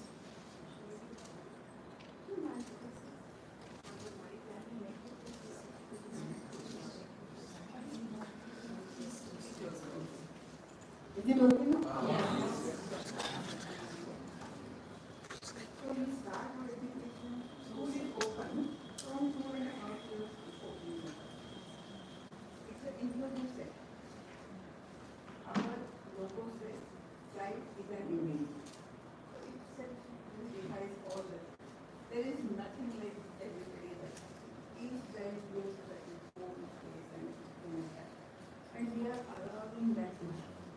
There is no benchmark for progress. We are not saying 6-year-old has to know between 7-year-old. Children can just, and is always a mistake where the empathy part is very beautifully managed and obvious to us. But peers are more empathetic, understanding than us. They take charge of the class. We don't need to differentiate them, we don't have to do anything. I just give them the freedom. And they are absolutely fine. That mindfulness, what is the big thing nowadays, it is just obvious in our day-to-day life. Because we are not from the morning to the school, child walks into the school, we don't have like 8 o'clock, that is English, doors are closed. Sometimes, some child may have some night. We are there. School is open, you can walk in it. Timetable is what teachers. We don't have timetable like 8:30 to 9:30 and 9:30 to 10. Timetable is just kept for scheduling teachers. But we are open. If child is interested in doing something, we will not stop that. Let it go on. It can, tomorrow we can. We have to be flexible. And we give that kind of freedom to the children to do that. So they automatically learn how to draw a line for the discipline, set management, time management. 4-year-old may not know, but 8-year-old definitely understands. Okay, now I have to do it. So that time, our whole, you can say from 3 years to 10 years, curriculum means for us. I'm saying curriculum is not for children. But for teachers to understand, we divide it into 5 strands: well-being, belonging, contribution, exploration, and community. So, when the well-being is in place, belonging is obvious. When belonging is not contributing. Contributing is through communication and exploration. So, each child has its own way of thinking, and that individuality is important. That's what we do. Now we are following IGCSE system, the Excel board for learning. That gives us more flexibility, more listening what we are doing. Because exam is not our fault. We are facing, focusing on exam, but after the exam. 30 onwards, they get into the curriculum. Till then, they are not in the curriculum. So that way, children are always free. Parents, it's a big battle for us to convince parents. Because they start comparing with outside world. In that matter, I keep telling parents, education is meaningful for the child, it should be purposeful for the child, and it should be age appropriate. There is no point because curriculum demands and we should use fractions at the age of 8. Fraction is happening from 3-year-olds. They are learning all the concepts indirectly, but we are using those names. So when we are measurements, we are doing that is fraction. But actual functioning of fraction will not happen 3-year-olds. Multiplication, division of fraction will happen like that. So that age appropriate things that magically help them to grasp those things without any problem. That is our focus. Then the exams also help us. Because we are following international code, they are very flexible. They are given us the freedom. Right, and only 5 credits are required for any subject. It is not like they have to have 10 subjects. Nothing. Exam can be specific. They can give 3 papers in May, 2 papers in January, they will not get a certificate from IGCs. That also helps with our philosophy. And now, just from last year, they are even allowed NIOS verifiable collaboration with IGCs. So the children who are having problem with language can have NIOS subjects, that English language is very difficult, expectations are different compared to etc. So they can do that and take additional subjects for science and maths. Because international board expects application. Papers are not like this. There is nothing you can buy. For that reason, we have to prepare them on exam. So we are focusing on exam, but that thing we want parents to understand. Give that time to the child to get ready for it. And they are all new exam at the age of 14, 15. It is not like they are delaying it. And they do well. Absolutely no. They do well. And boys child needs that. Definitely they need that. And the parents who can afford that thing not understand. Because we are in the right place. Like she said, the Britishers have given us that thing. So we are only following it. Not ready to change our thinking. This is our name. This is my process and our school is following like this. And we are very lucky to have a good team. My school is fully environment friendly. When we constructed the school, the mud from the place has been taken. They made bricks of it. So it is very weather friendly. It is fully rainwater. You don't have to buy even a drop of water from it. Last year, first time we had to take because there was no rain. Otherwise, we have to. But it is a tough job for us to maintain this philosophy and go ahead with following it. Thank you for the best.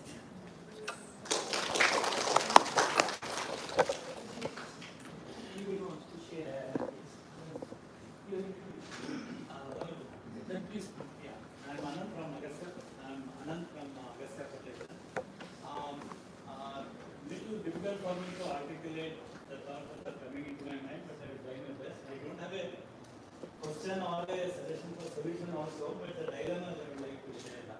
So taking cue from what the dignitary said, I think the future of education probably depends on the philosophy of what we take. Either it would be the traditional, the Oriental, Bharatiya thing, or whether we'll continue to have the Western outlook in this one. And I had the, it's my opportunity to have this kind of satsang in Mysore also with Dr. Dhananandji, who is a maths educator. So whenever we used to have this kind of discussion, he used to always tell me and others that you be clear. Whether you want to work in this system and try to modify, bring in good things in this system, existing system, or you want to change complete system and go to the the Bharatiya way or this one. Both are different approaches. It's very difficult to bring in those systems in this. So let's be very clear. This is the system that is prevailing. It is job oriented, material oriented, and let us try to do whatever best we can do. Should we focus on that, or should we completely kind of change it? So one thought that was coming into mind is, see, we have Sangeeta schools also nowadays. Whether those schools can produce Bhimsen Joshi or Putraj Galai, or to have Bhimsen Joshi like people should be go to the Indian method of education itself. See, people can become famous, they can earn money, but with those musicians who are taught in the mainstream school of music kind of people, will they have that kind of worldview, the personal view, the philosophical approach?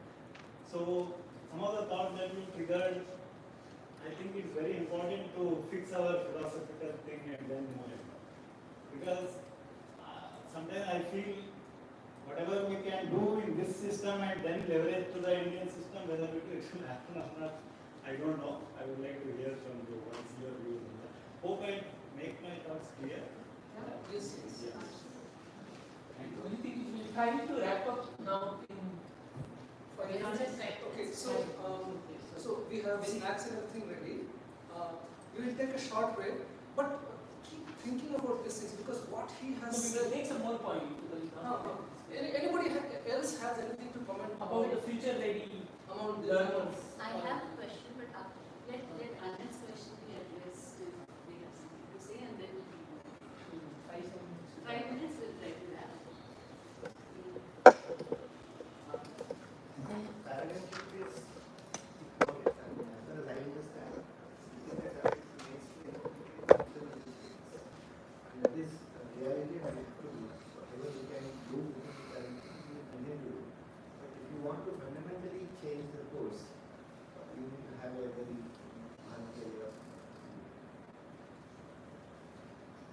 just add a few things on what is happening in this about NEP and NCF. So I'm not directly answering your question. I'm just giving more things around it, and then a few thoughts I have. Okay, NCF, which is based on National Education Policy. The vision has two aspects. One, it says, deep roots and wide vision. So it's like you have to be rooted to who we are. We understand. And it's very scientific. Our genes are like that. When we say genes, that's how we are programmed. If we take from the AI perspective also. It's coming from, our lineage. So that's how we are. Second thing, to have global view. So we should not miss in terms of only in the past. This is a misnomer. Many times we say the moment we are rooted, we will lose the sight of global sight as well as sight of future. But it's sometimes there is just change of names. We spoke here in this room about empathy. How do we understand empathy? Empathy has a shabdartha. The word has a meaning. But for us, if I say Atmavat Sarva Bhuteshu, right? Every being has that same divinity. Now my outlook to everything changes. I see suffering in others. That's what our saints have said. They were all educators, right? They were all high level of teachers. They were teaching for life or beyond life. So if you take that empathy teaching in class versus telling this, or we also say about Sarve Bhavantu Sukhina. Now that is the level of compassion or expansion of self. I'm not just feeling good about you, not good about only this. I'm just having that expansion of myself or my positive self to I wish good of everybody. And that is the meaning of that empathy word. If you take in English with some activities, that's one. If we experience that and we radiate that experience, and then we have people who radiate that to us, and we reflected that. So what Srinivasana said, so we can bring those things in small things, in practices, many things we can do. And Indian word, Indian view, in NCF thing also we have, if you read NCF, the part B has cross-cutting themes. There are 6 cross-cutting themes. One of them is rootedness and Indian knowledge system. So what is rootedness is the Bharatiya worldview, like how we look at ourselves, how we look at things around us, and how we look at universe. That's the worldview. And that worldview, what Srinivasana said, is the philosophical concept. It has multiple dimensions. So there are very simple things in our traditions.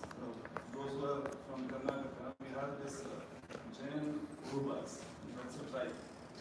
So they have a simple practice. While they go for collecting honey, they are the honey collectors. Jenu is honey. So when they are going, this tribal community, they sing very melodious song. That song is, "Hey being, you are so good, you are so great. You go to so many beautiful flowers and collect honey, and that honey is so nice." So they sing that very beautiful song. They go there, they climb the tree, they cut 25% of the honey comb. And then while coming, it's a very melancholy, sad song. And that song is, "Hey honeybee, hey honeybee, the honey what you have collected for your children, I am taking part of it for my children." So now that's such a beautiful thing. Now how deep that empathy is. So when we say rootedness, it's not coming only from high philosophical darshanas. So that is also required. And so some people have to go to the roots and create these traditions, create the parampara. And it gets passed on, like recipes. So these are recipes for being human, being positive, being good, and expanding ourselves. This is not just about the character part we're saying. It's also about expansion of capacities. We had huge debates during NCF time on rote learning. So you say everything rote learning.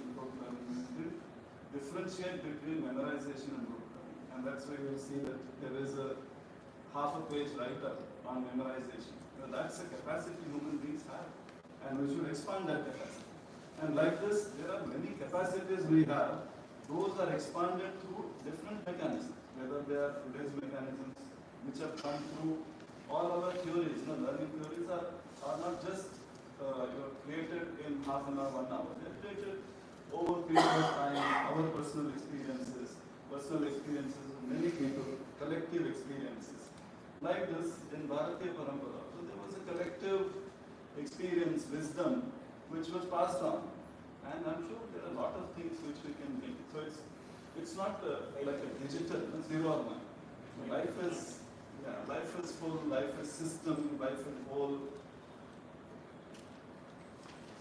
Any other thoughts on this? I will take 2 minutes to close. I have a question. Nobody will answer, only during learning. Please can you discuss this? I'm sure this will be coming to minds of many teachers also who are into contemplating school. So here, before I ask, I would just like to mention that I was working with the junior college, that is the pre-university students, for almost 17 years, where children from different schools take admission to the college for grade 11. And I was a principal also there for 5 years. And it's just been 1 year that I have joined school, which is from pre-primary to grade 10. And this was by choice with certain parts in mind. That is a background. Now, with this visit, it has happened that I have got an opportunity to visit different kinds of schools. One was the Center for Learning CFL. Yesterday, we also visited Purul Committee, and I couldn't come to this school, but I have heard from my colleagues how it is run, and a lot spoken from Pankaj also. So these 3 schools, I have found them to be very, very different from the regular schools that we have. And difference not only in the curriculum, but the entire culture, the philosophy, everything is completely different from what is happening actually in the society. So my question was like, it is not a question, it is something that has been in my mind since yesterday. I have visited the schools and I had an interaction with Srinivasan sir, and it's really been very, very insightful for me, sir. How confident you are, or you feel that yes, you are preparing your students for the future, because the future outside we see is so different. The schools that you run, the culture, the uniform, the curriculum, the philosophy, the way it is taught, everything is entirely different the moment the children are going to step out of the school. Maybe some of it they will find it in their families. But what about when they step out in the society? And I always had this question because when I was in the junior college, where children come in grade 11 from different schools. So we also had children coming from these different types of schools. And I could see their struggle in adjusting in the mainstream.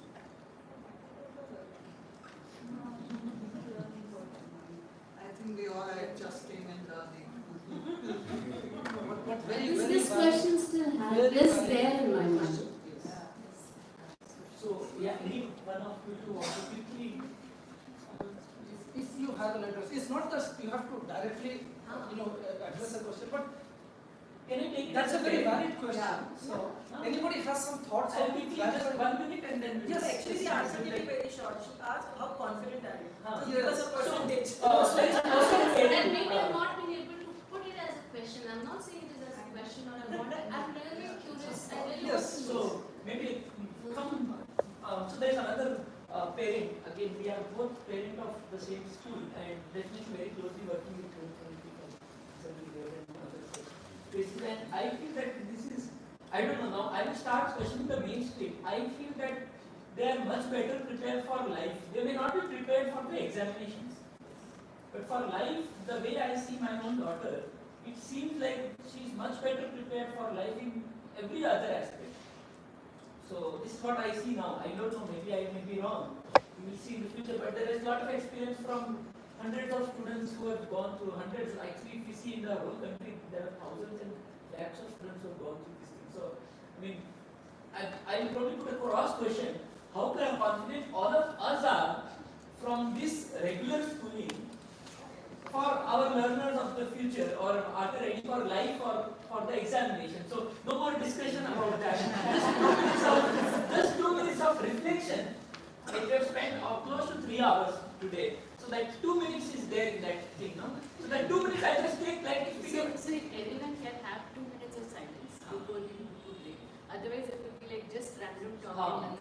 And what do we take back from today? One thought that you're taking back, just write it for yourself. You don't want to share it with anyone. But that one line, share it for yourself. Just we'll have 2 minutes of silence, then silently walk out for the break. So just, I mean, it can be 1, 2, 3 points also, something that you take back, you would want to do it for yourself, or in the school, in the classroom, or whatever it is. We have had 3 hours of, I hope, nice discussion. What do we take back?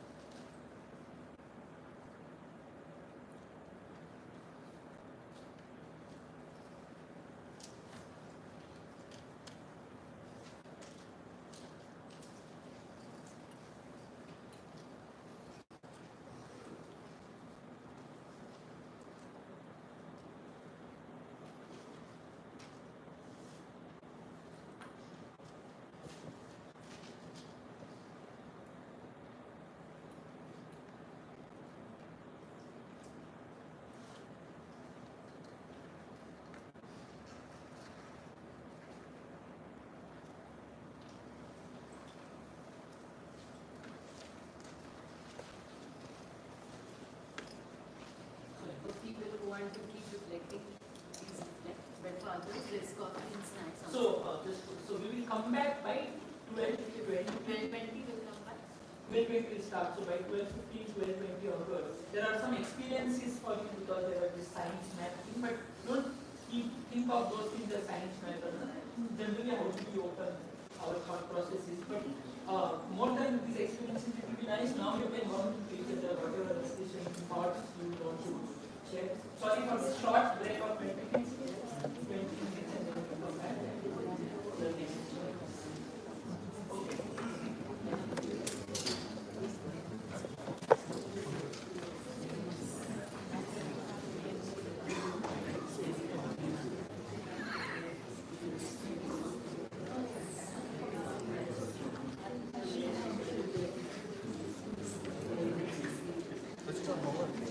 Time over.